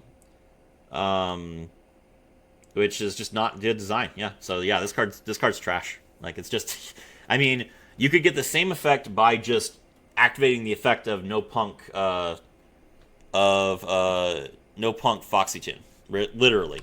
Like, No Punk Foxy Tune, discard a card, summon Xiamen, Xiamen draws the Rising Scale summons itself, summons a monster from decks. This is literally just, like, Foxy Tune, but as an additional card to insulate your combo in case your Foxy Tune gets ashed. That is not justification for this card to exist. It is repetitive when it doesn't need to be repetitive. That makes it uninteresting, and it's not a Gold Pride card. Alright, man, we're still going. How long is this? We are at 2 hours now. How many more cards do I have to deal with? There's an entire extra archetype, which has... How many cards? 9... Okay, so there's 15 cards here. And there are 1, 2, 3, 4, 5, 6, 7... 8, 9, 10, 11, 12, 13, 14, 15, 16, 17, 18 cards here. Okay, alright, let's get started. Akashu, Angelus Mage. Okay, well, if you're gonna submit an angel archetype, you better make it good, because I have a very serious fixation on angels. I hold angels to a very high standard. Angelus Mage, level 1 light fairy monster, 100 attack points, 0 defense points. If your opponent controls a monster, special summon this card. You can special summon Angelus Magus once per turn. No, this is an effect. If your opponent controls a monster, special summon this card. You can only activate this effect of Angelus Magus once per turn. When special summoned this way, this card gains 3 angel counters. Quick effect, you can, if this card is targeted by card effect, synchro summon 1 Angelus Synchro monster using cards on your field and or in your hand. You can only use this effect once per turn. A synchro summon from the hand. That's interesting. Okay. Alright, this is not a tuner monster. So... yeah, no. This doesn't make sense. It's a quick effect. It's a quick effect mandatory effect for an effect that can't resolve all the time. So what happens if what happens if you're targeted and you're forced to synchro summon, but you don't have a tuner monster? Okay, we'll see. Angelus Bellator, level 2 light fairy tuner monster. If your opponent would activate a card effect that would add a card to their hand, again, it has to specify somewhere. From the deck, from the graveyard. Special summon this card from your hand or graveyard. If you can special summon Angelus Bellator once per turn this way. This is definitely an effect, so no, you would not say that. You would say you can only activate this effect once per turn. If this card was special summoned by an Angelus effect, add 1 Angelus card from your deck to your hand. You cannot use this card as material for extra deck monsters except Angelus Synchro monsters. Okay. Angelus Lancia. Seeing a Lancia monster that is not level 5 is very triggering. Level 4, Lights, Fairy Monster. If you have an Angelus monster on your field or in your graveyard, you special summon this card from your hand. You can special summon this card once per turn this way. Once per turn, target 1 Angelus tuner monster you control. That monster gains angel counters equal to the Angelus monsters, equal to the Angelus monsters you control. No, you would say equal to the number of Angelus monsters you control. If your opponent targets an Angelus monster with card effects, you can once per turn remove 1 angel counter from an Angelus monster you control. That monster cannot be destroyed by card effects until the end of this turn. That is fine. Angelus Opugnator, level 4 light fairy monster. If this card is normal or special summon 1 Angelus monster from your hand or graveyard. You can use this effect once per turn. Once per turn, target 1 Angelus monster you control. Declare a level between 1 and 4. The level of that monster becomes the declared level if this card is used as material for the synchro summon of an Angelus Synchro monster. That monster gains 1,000 attack points. Sure. This is all fine. Angelus Revelata. This is a level 4 fairy light tuner monster. If you control an Angelus monster, special summon this card from your hand. You can special summon Angelus Revelata once per turn this way. If this card was summoned by its own effect, you can draw 1 card. Once per turn, target 1 Angelus monster you control. Reveal your hand to your opponent. That monster gains angel counters, max 3, equal to the monsters you revealed to your opponent. Equal to the number of monsters you revealed to your opponent. This card cannot be used as material for an extract monster except Angelus Synchro monsters. Okay. Angelus Flamma, level 2 light fairy. If you control an Angelus monster, special summon this card from your hand. You can special summon Angelus Flamma 1 per turn this way. Once per turn, target 1 Angelus monster you control, and either that monster gains 1 angel counter or remove 1 angel counter from that monster. If you removed an angel counter from an Angelus monster you control with this card's effect, special summon an Angelus monster from your graveyard. Okay. Oh. I'm sorry, I'm not saying much right now, because the effects of these monsters are interesting, but you have to, when you're looking at a synchro monster and a tuner monster, you have to have like a lot more information than you can get just by looking at the card. So I am internalizing all these effects so I can return to them, but I don't have anything to say right away. Angelus Thanatos. Thanatos is death. This card does look like an angel of death. It's got 4 wings, carrying a scythe. There's a fiery halo above it, and it does look wrathful. Okay. Level 4, Light Fairy Monster. Once per turn, you can target 1 Angelus monster you control, either increase its level by 1 or decrease its level by 1. This card can also be treated as a tuner monster for the synchro summon of an Angelus Synchro monster. During the standby phase, this card gains 1 angel counter. I feel like you should say max 3 there, right? Because so far, all the Angelus counters have indicated that you can only have 3 of them. This is fine. I don't know if you're going to name your card Thanatos, if you're going to name your card after death, and it's going to have a giant scythe, it should destroy something. Like, Minor nitpick, but the artwork and the name of this card indicate that it is going to destroy something, and it doesn't. So there's no payoff. Angelus Armada, level 5, a light fairy synchro tuner monster. 1 Angelus tuner monster, 1 Angelus non-tuner monster. If this card is synchro summoned, target 1 Angelus monster you control. That monster gains 1 angel counter. As a quick effect, if your opponent summons a monster, remove 1 angel counter from an Angelus monster you control. Negate that summoning of that monster. Okay, so you're almost good. This is almost correct. It's very good. This is a very good effect. This is a very good, like, it's very clear. You have plenty of level 4 tuner monsters, and you have at least 1 level 1 non-tuner. You only have 1 level 1 non-tuner. Okay, but that's a little bit awkward. But your Thanatos can make your other monsters level, like, 1 or 3 or whatever. There are ways for you to make this card. Here's the thing. If you're going to respond to an effect, then it has to be a when, not an if. If happens after the chain, when interrupts the chain. So you would say, once per turn, when your opponent would summon a monster, remove 1 angel counter from an Angelus monster you control, negate the summoning of that monster. And if you do, destroy it. Cool. Very, very good effect. Very good card. Just needs a little bit of different wording. Angelus Revelata Magus. Level 6 Light Fairy Synchro Tuner Monster. 1 Angelus Tuner Monster with at least 1 Angel counter plus 1 Angelus non-tuner. Once per turn, target 1 monster your opponent controls, negates effects, or destroy it.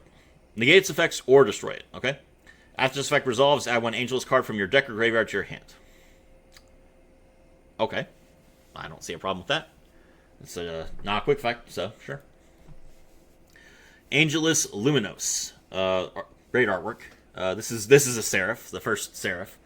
Level 7, Light Fairy Synchro Monster, not a tuner. 1 Angelus tuner plus 1 Angelus non-tuner with at least 2 angel counters on it. Ah, okay. So the angel counters do have some sort of impact. Got it. Once per turn, as a quick effect, your opponent reveals their hand to you. Choose 1 monster they have in their hand, place it on the bottom of their deck. Target 1 Angelus monster you control. While you control this card, during every standby phase, that monster gains 1 angel counter. Okay, yeah, sure. You can, this is a Forbidden Sentry, which is... Forbidden Sentry is a really powerful effect. But it is difficult to summon this card. Okay, so let's see. So you go first, you summon this card, you hand rip your opponent for 1. They draw a card, you hand rip them again. They now have 4 cards in their hand. That's not it's terrible. It has to be a monster. It can't be, like, any card. So, Forbidden Sentry is a quick effect. It's really, oh, you're twisting my arm here.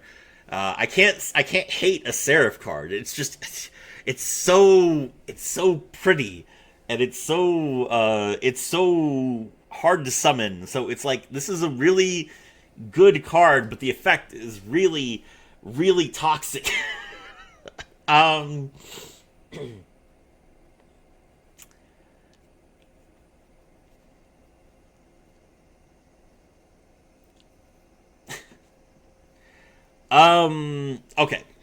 Okay. Let's adjust this a little bit.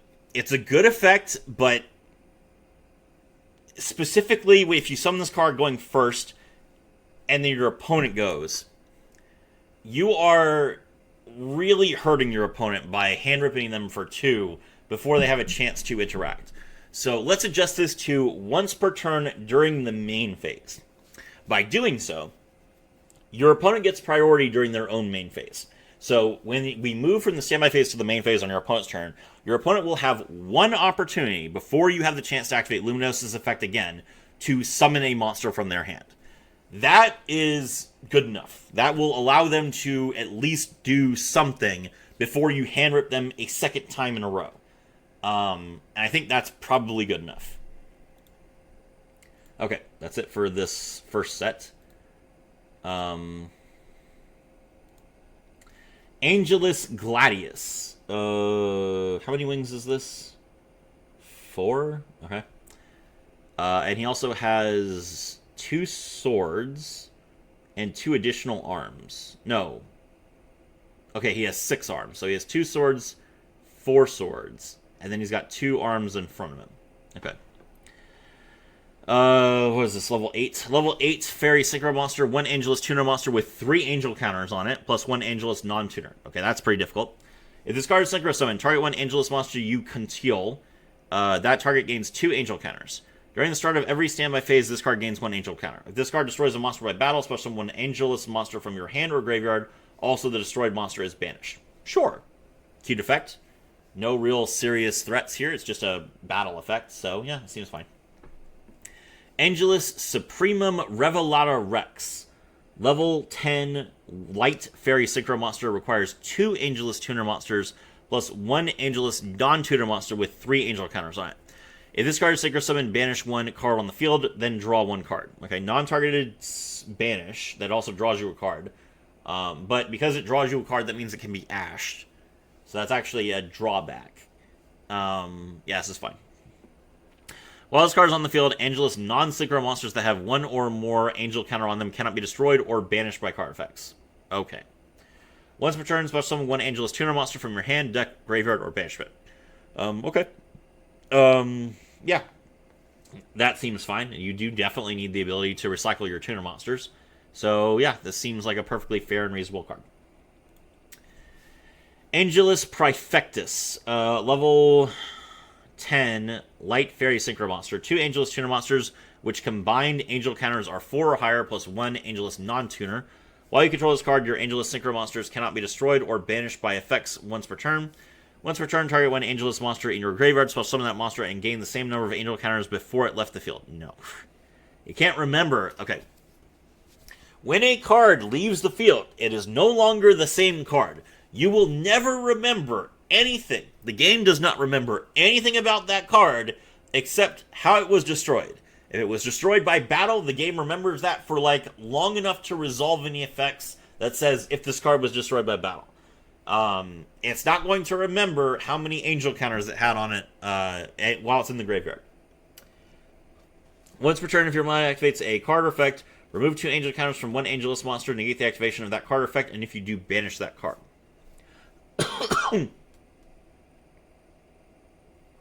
Okay. Yeah, so you do have an Omni Negate here, that's fine. Angelus Bellator Deficiens. 1 Angelus Synchro Tuner. Okay, so we finally have a Excel Synchro, that's fine. 1 Angelus Synchro Tuner Monster plus 1 Angelus non-tuner monster with at least 2 angel counters. Once per turn, if this card or an Angelus monster is targeted by card effect, negate that card. If you do, negate that effect. And if you do, put it at the bottom of the deck. When this card battles, target 1 card your opponent controls and put it at the bottom of the deck. Okay, so, yeah, that's, I mean, there's better ways to phrase that, but I'm tired. I'm not going to argue it. So, yeah, this is fine. Angelus Rex Cadens, that is a level 12. 2 Angelus Tuner Monsters with combined angel counters 5 or higher, plus 1 Angelus non-tuner with 2 or more angel counters. You can also synchro summon this card by using a level 10 Angelus Synchro Monster with 2 or more angel counters and an Angelus Tuner Monster. This card is unaffected by card effects. Once per turn as a quick effect, you can, if your opponent activates an effect, a card effect, or summons a monster, tribute 1 monster they control. Special summon 1 Angelus monster from your deck or graveyard. If this card battles, your Angelus monsters gain attack equal to half the attack your opponent's monster that they are battling. Okay, so your opponent summons a monster with activated card effect. You tribute 1 of their monsters, and you special summon a monster from your deck. Yes, that's okay. You're not negating anything. It's a powerful effect, but it's once per turn. Yeah, this is fine. Oh, there's a field spell. Angelus Sanctum Caelestis. This is a field spell. All Angelus monsters you control gain 300 attack and defense for each angel counter on them. Ah, okay. So we have a reason for the angel counters. That's nice. If an Angelus monster is special summon, place 1 angel counter on them. That's good. Once per turn, you can add 1 angel counter on any Angelus monster you control. Also good. If this card is sent from the field to the graveyard, you can target 1 Angelus monster you control. It gains angel counters equal to the number of Angelus monsters you control. That's fine. If this card is in your graveyard, banish this card, then target one Angelus monster you control that has 4 or more Angel counters. Remove half the counters on that card. Add the removed counters to another Angelus counter you control. If you do, both monsters have their attack doubled until the end of the turn, but they cannot attack directly. Okay. So, target an Angelus monster you control that has 4 or more counters. Remove half the counters. Add the removed counters to another monster, then double their attack points. That is a cool graveyard effect. I don't see a problem with that. Angelus Crux Kylestis. Target one Angelus monster you control. Remove 2 angel counters from it. If you do, destroy cards on the field equal to the number of counters removed. Then place angel counters on all Angelus monsters except the monster you remove the counters from. You control equal to the number of cards destroyed. If this card is in your graveyard, banish this card. Add 1 angel counter to each Angelus monster you control. You can only use this effect once per turn. Okay. So it's a giant pop effect. It is a quick play spell. It's kind of cool. I don't see any problems with this. You definitely have to manage these Angelus counters pretty well, which is fine. Angelus Katane Divine. When your opponent activates a card effect that would special summon a monster, or when an Angelus monster you control is targeted for an attack or by card effect, you can send one Angelus monster from your field or hand to the graveyard to negate the activation. If you do, place angel counters on Angelus monster you control equal to the number of the sent monster. Then you special summon one Angelus monster from your graveyard with a different name. Okay, no. So this card negates the activation of an effect, which means that it has nothing to do with an attack. So you would say when your opponent activates a card effect that would special summon a monster, or when an Angelus monster you control is targeted by card effect. You can do that, but you can't do anything about targeted for attack, because all it does is negate the activation of an effect, and there's no effect activating when you attack. Otherwise, the card's fine.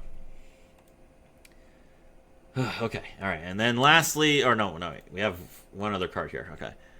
Let me cover Hyperfire's card real quick, and then I'll get into the other one. Galaxy Eyes Cypher End Dragon. Galaxy Eyes should have a hyphen between it. Rank 12. Dragon Exceeds monster. Requires 2 level 12 light monsters. You can also exceed summon this card by using Galaxy Eyes Cypher Dragon you control as material. Transfer its materials to this card. If this card is exceed summoned this way, it gains the following effects. Once per turn during either player's turn, when your opponent's monster effect is activated on the field, as a quick effect, you can attach 1 material from this card, negate that effect, then take control of that monster. It becomes a level 8 light dragon while face up on the field. So this is a reference to the original effect of Galaxy Eyes Cypher Dragon, where you could take control of a monster your opponent controls, and its name becomes Galaxy Eyes Cypher Dragon, and it has 3,000 attack points. Okay, so this is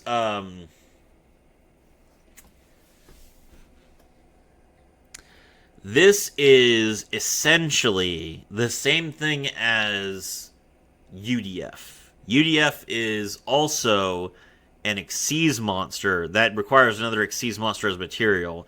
And then if your opponent activates a card effect, you can negate that monster's effects and then take control of it.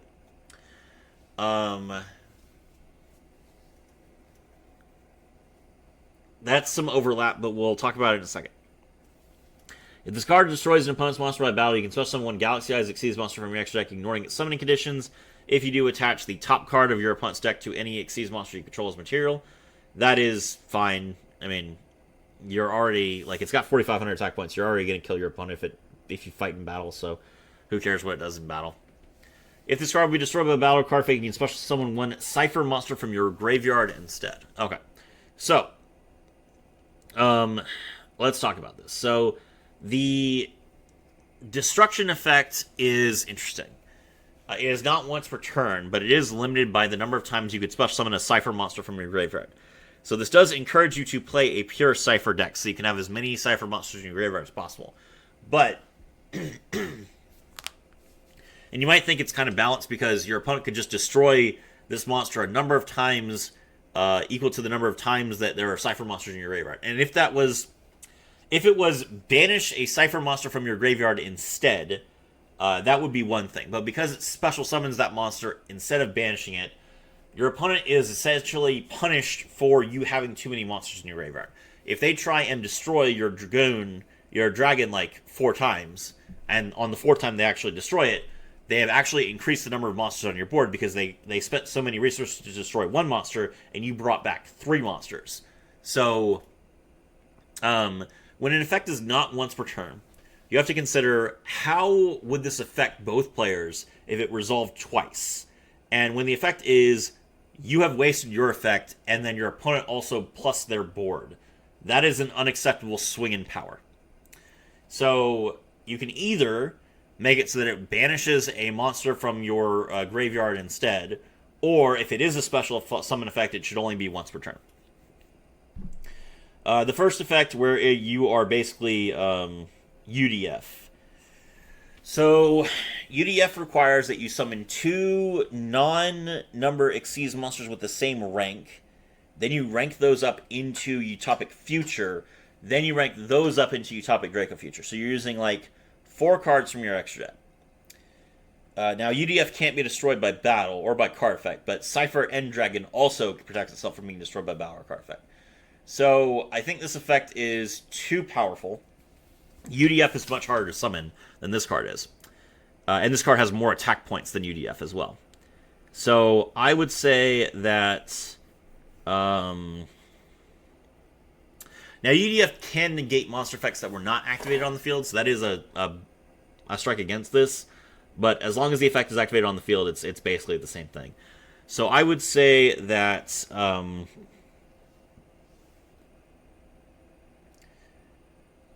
to balance this, you could only take control of the monster until the end of the turn. That way it returns to your opponent's field during their end phase, so that you can't kill them with it.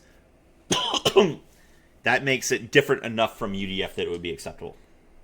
This card is too powerful right now. You adjust it a little bit, and it would be an actual card that could be printed. Alright, now... who was this? This was...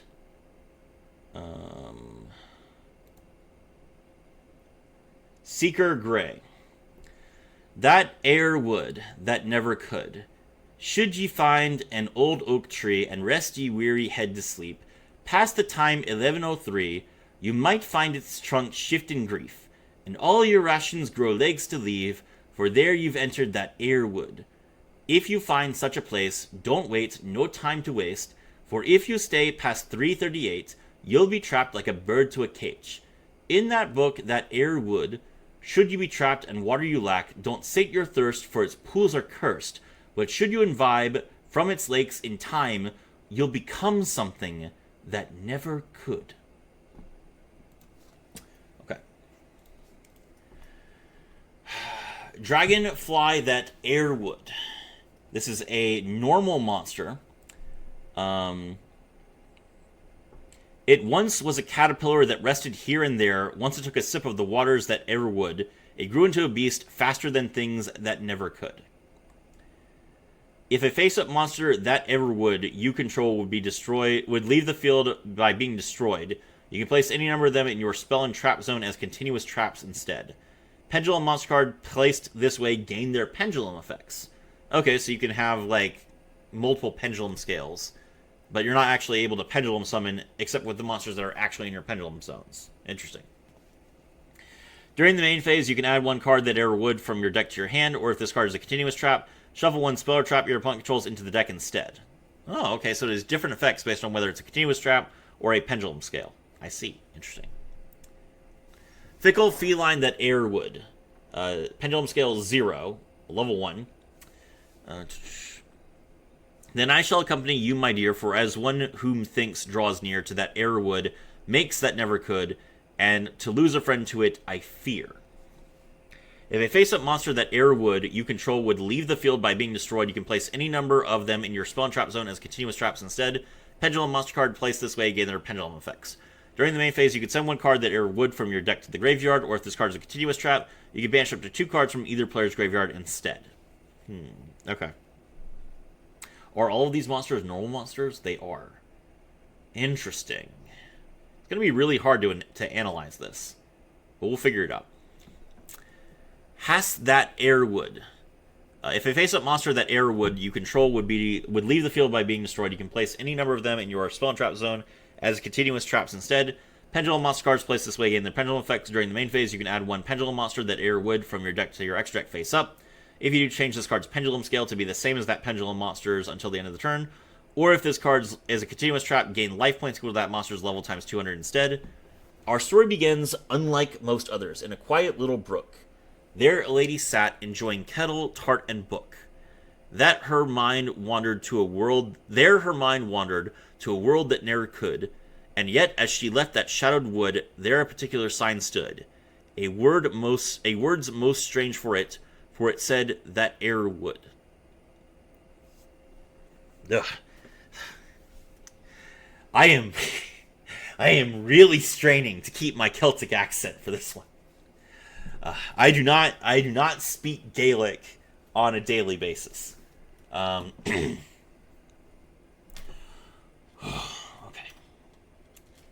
Ochre Queen that ere would.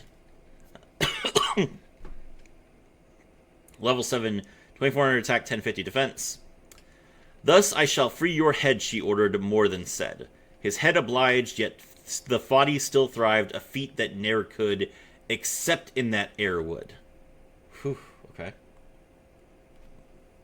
If a face-up monster that air would you control would leave the field by being destroyed, you can place any number of them in your spawn trap zone as continuous traps instead. Pendulum monsters place this way, getting your pendulum effects.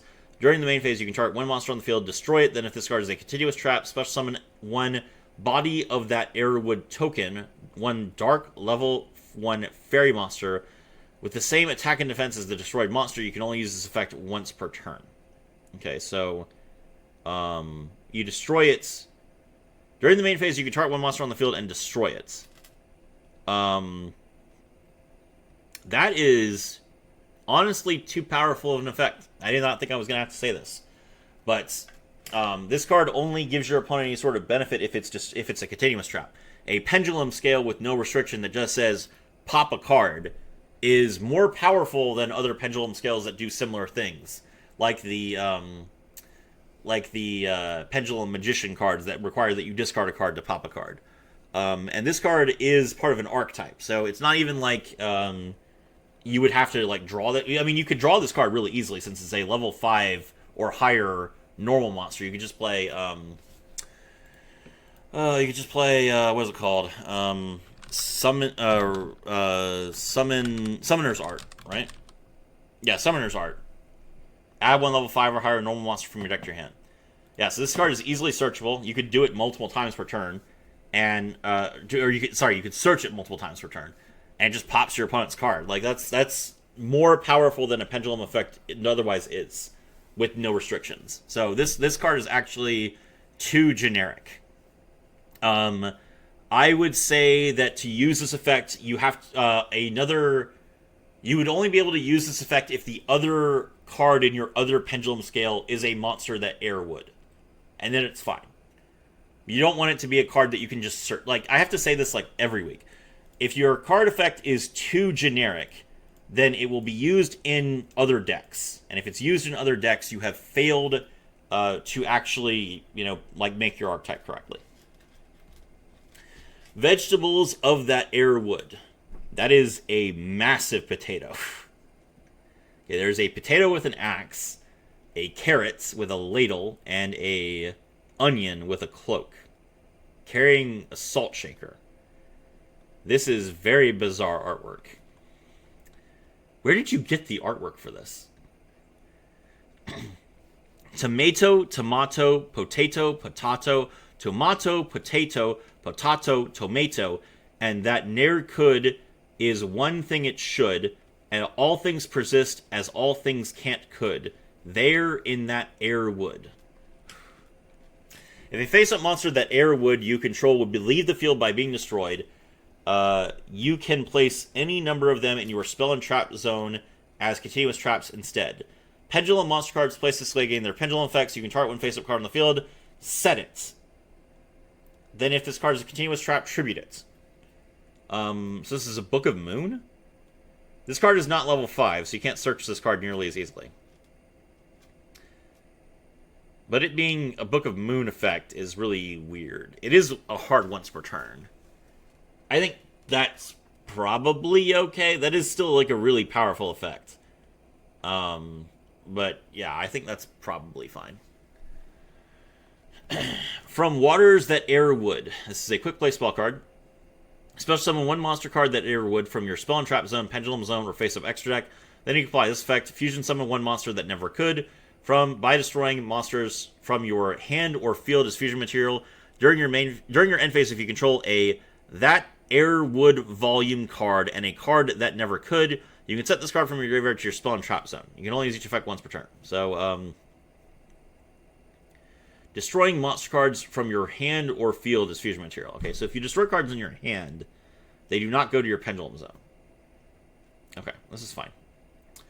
Rules of That Airwood. Continuous spell card. That is some really awful artwork. This woman is like pushing her hand in a guy's face and ripping his heart out.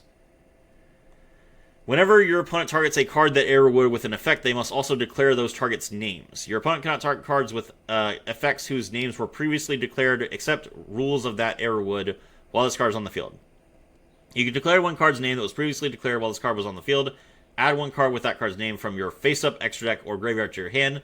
If this card is sent to the graveyard or banished, you can add one card that Airwood not named from Rules of That Airwood from your deck to your hand. You can only activate each effect of Rules of That Airwood once per turn. You can only control one Rules of That Airwood. This is ridiculous. How are you supposed to keep track of this? Okay. So,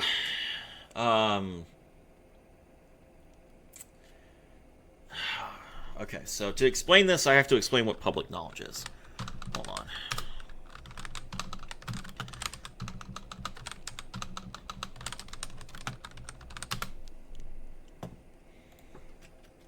Let's pull this up.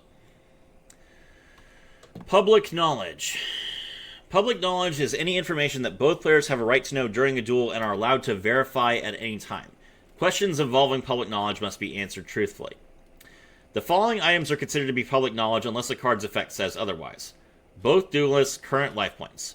The number of cards in both players' hands, decks, this includes the main deck, side deck, and extra deck, and graveyards, as well as the number of each player's cards that are banished. The stats and effects of all cards that are face-up on the field, in the graveyards, face-up extra decks, and banished face-up. These are designated as public knowledge locations, as well as any card currently being revealed or excavated. The number of counters on any card. Any notes taken by either duelist during the duel, e.g. reminders for gold sarcophagus. Duelists are allowed to pick up and personally verify cards in their opponent's public knowledge locations, provided they ask permission first and do not change the order of cards in doing so. So, public knowledge. And then we also have to take up note-taking. So, hold on. Let's see. One second.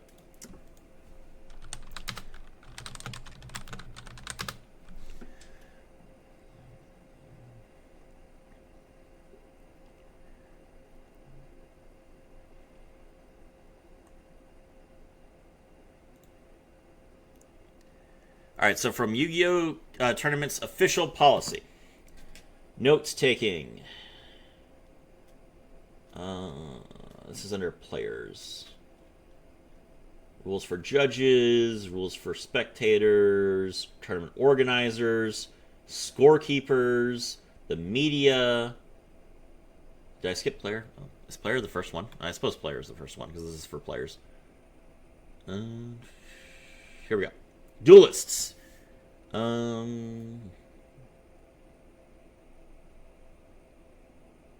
Note-taking is not here. Where's note-taking at? Note-taking. Page 33. Okay. Uh, 33. Note-taking is in official Yu-Gi-Oh! Tournaments is allowed in the following instances. You must keep a written record of both duelists' life points for each duel. Tracking of mandatory effect reminders. Tracking of turns and turn counters. Tracking of effects or actions necessary to maintain a legal game state. Written records are the only acceptable forms of note-taking. You may not use generic items such as dice, counters, or tokens as a form of note-taking, as these can be confused with other game elements. Notes must be taken quickly. Notes, both on paper or in Neuron, are considered public knowledge, must be provided to the tournament. Okay, so,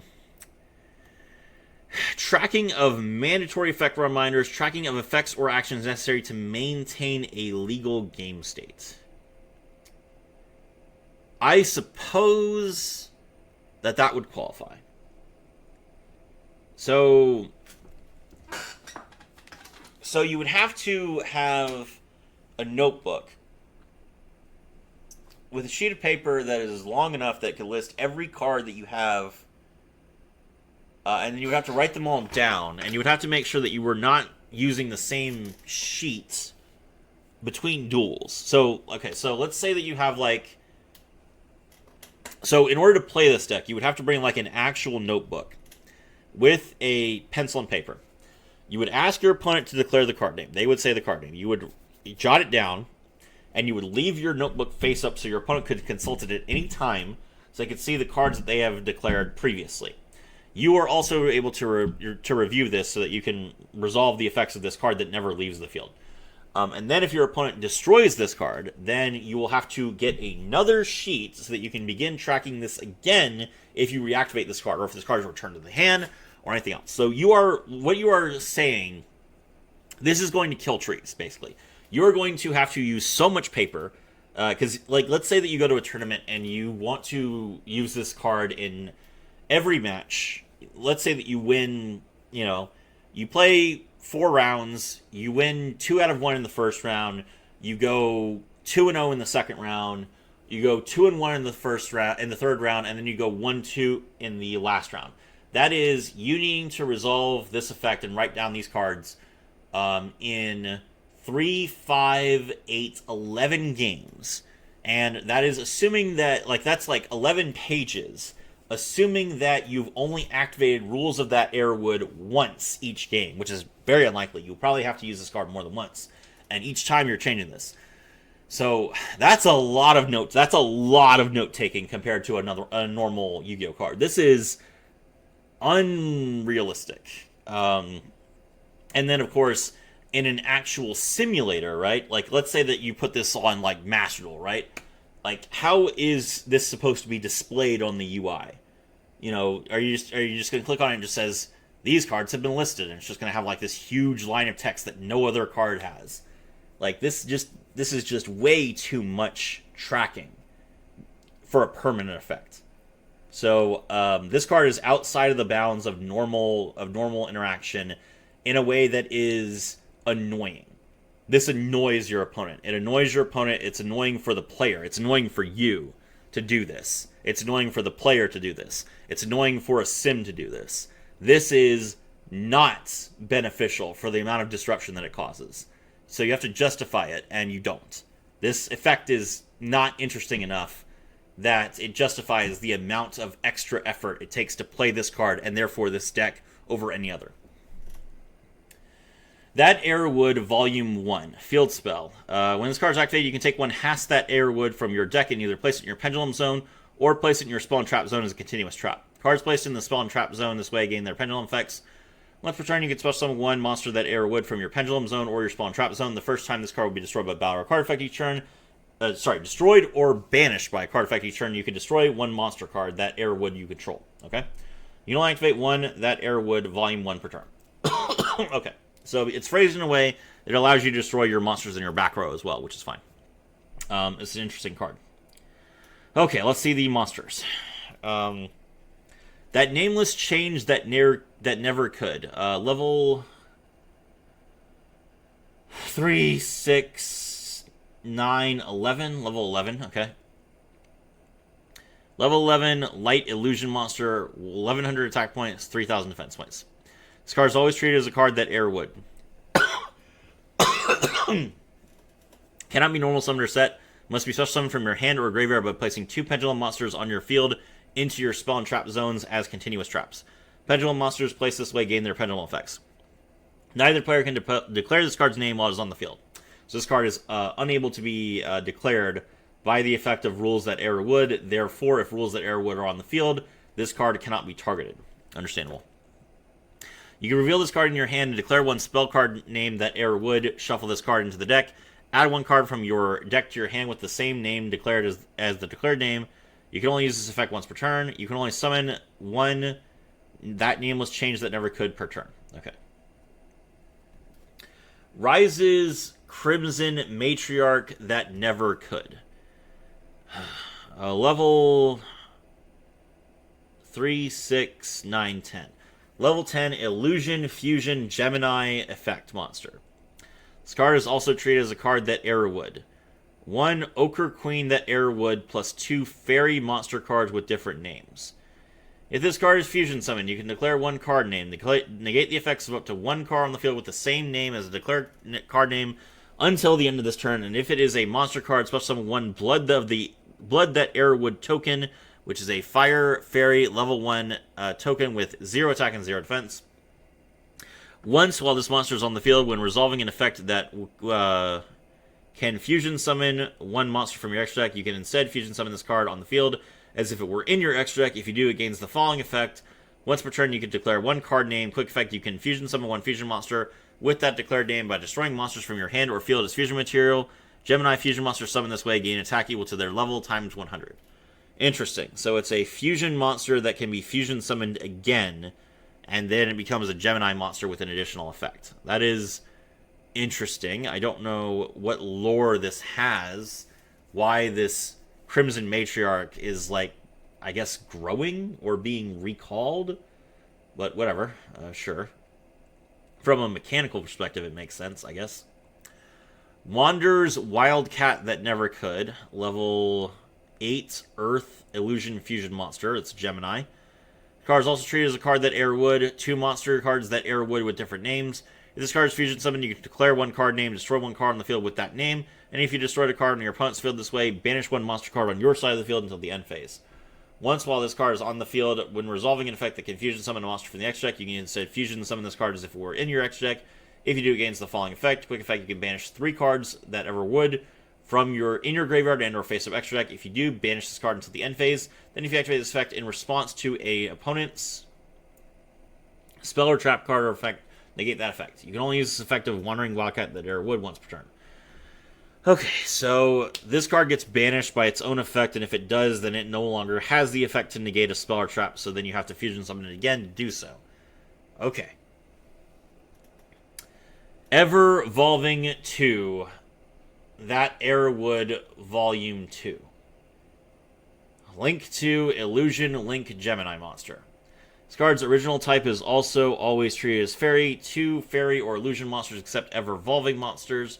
This card cannot be targeted for attacks, but does not prevent your opponent from attacking you directly. You can only control 1 Ever-Volving 11. That Air Would Volume 2. You can link summon this monster on the field as if it were in your extra deck. After this card is link summoned, it gains 1 of the following effects of your choice that it does not already have. During your main phase, you can add 1 Fairy or Illusion monster from your you can add Fairy or Illusion monsters from your face-up extra deck to your hand. You can only use this effect once per turn. During your main phase, you can special summon 1 Fairy or Illusion monster from your spell and trap zone or pendulum zone. You can only use this effect once per turn. Spell or traps that air would cannot be destroyed. You control cannot be destroyed by effects that do not target. What? That doesn't work. You destroy your own cards. You destroy your own cards with your From Waters That Air Would. So this Link monster, if you use its effect, prevents you from using your Pendulum monsters and your continuous spell cards as fusion material? Why? Why would you floodgate yourself like that? This is bad design. I don't think that this is intentional. I think that you're trying to protect your cards from your opponents, but this card does that. It destroys your cards, and your cards that are in your spell and trap zone might be monster cards, but they are also continuous traps and spell cards. And you are preventing them from being destroyed, which means you can't use them as fusion material. Even though you are trying to fusion summon as many times as possible. This doesn't make any sense. This card is terrible. Okay. For that Air Would That Never Could, it's Sorrow. Take up to 2 Pendulum monsters that air would from your deck and or face-up extra deck. Place them in your Pendulum zone or in your spell and trap zone as a continuous spell or trap cards. Cards placed in the spell and trap zone this way gain their Pendulum effects. If you place more than 1 card this way, shuffle 1 card from your hand into the deck. You can only activate 1. For that Air Would That Never Could, it's Sorrow per turn. Sure. Good starter. From Pages That Air Would. Quick play spell card. Fusion summon 1 Gemini fusion monster by destroying monster cards from your hand or field as fusion material. If you are fusion summoning a fusion monster that never could, you can also use monsters that air would from your as fusion material from your graveyard, banishment, or face-up extra deck by shuffling them into the deck. Okay. At the beginning of the end phase, if you control a That Air Would volume card and a monster card that never could, you can set this card from your graveyard to your spawn trap zone. You can only use each effect once per turn. Okay. Rights author of That Air Would That Never Could. Level 12 light. Level 12 light illusion fusion Gemini monster. One monster card that air would. Plus one monster has that. Plus one monster that ne'er could. If this card is fusion summoned, you can declare one card name, banish one card on the field with that name, then special summon one monster card in either player's spell and trap zone or banishment to your field. Once while this monster card is on the field, when resolving an effect that could fusion summon a monster from your extra deck, instead you can fusion summon this card on the field as if it were in your extra deck. If you do, it gains the following effects. Whenever a spell or trap card you control is destroyed by your opponent's card effect, you return that card to your hand instead of sending it to the graveyard. Pendulum monsters that air would can be pendulum summoned from your banishment as though they were in your hand. That's an interesting effect. Okay. Sure. Emerged Hast That Never Could. This is a level 10, 9, 3, 6, 9. Level 9 Water Illusion Fusion Gemini monster. This card is always treated as a card that air would. Has that air would plus two monster cards that air would. If this card is fusion summoned, you can declare the name of one card that air would. Add a card with the same name from your graveyard or face-up extra deck to your hand. If you do, you can place one monster on the field into its owner's spell and trap zone as a continuous trap without targeting. That's pretty decent. A pendulum monster placed this way gains its pendulum effects. Once while this monster is on the field, when resolving an effect that can fusion summon a monster from your extra deck, you can instead fusion summon this card on the field as if it were in the deck. If you do, it gains the following effects. If this card is fusion summoned, draw one card. This card is unaffected by your opponent's card effects. Sure, seems fine. Lastly, Descends Tartman That Never Could. This is a Illusion Fusion Gemini monster. It is level 7. Wind, 2100 attack, 2500 defense. You can declare one card name. Wait. This card is always treated as a monster that air would. Two fairy monster cards with different names. If this card is fusion summoned, you can declare one card name, return a card with the declared card name to its owner's hand. Then you can banish up to two cards from either graveyard. Once while this card is on the field, when resolving an effect that can fusion summon a monster from your extra deck, you can instead fusion summon this card as if it were in your extra deck. If you do it against the following effect, quick effect, you contribute this card. Add up to two monsters that air wood from your face-up extra deck to your hand. Then special summon one monster that air wood from your hand. You can only use this effect once per turn. Sure. Okay, alright. So, yes. It's very interesting that you have this repeated normal monster pendulum effect that lets you fusion summon multiple times. This continuous spell is way too complicated. I don't understand how you're expected to maintain this deck when you are trying to set as many cards in your spell and trap zone as possible while also resetting your fusion spells, and you have this continuous spell. You will simply run out of spell and trap zones. This is unreasonable. This Link monster has no synergy with the rest of your deck. The field spell is interesting. This starter's fine. The mechanics are really cool. I like the normal monsters. The resetting is bad. These cards should just come back to your hand. This card and this card should just come back to your hand, because there's no way that you're going to have enough space in your spell and trap zone to both have all your monster cards in your spell and trap zone, also have your continuous spell, also have your pendulum scales, and then have these two cards. It's just not reasonable. So these cards should come back to the hand. That's fine if they do. And delete this card. Alright, cool. Thank you very much for watching. My name is Seraphi. This was, 2 hours and 43 minutes. Wow, I am exhausted. Thank you for watching. My name is Seraphi. I was thrilled to have you all with me.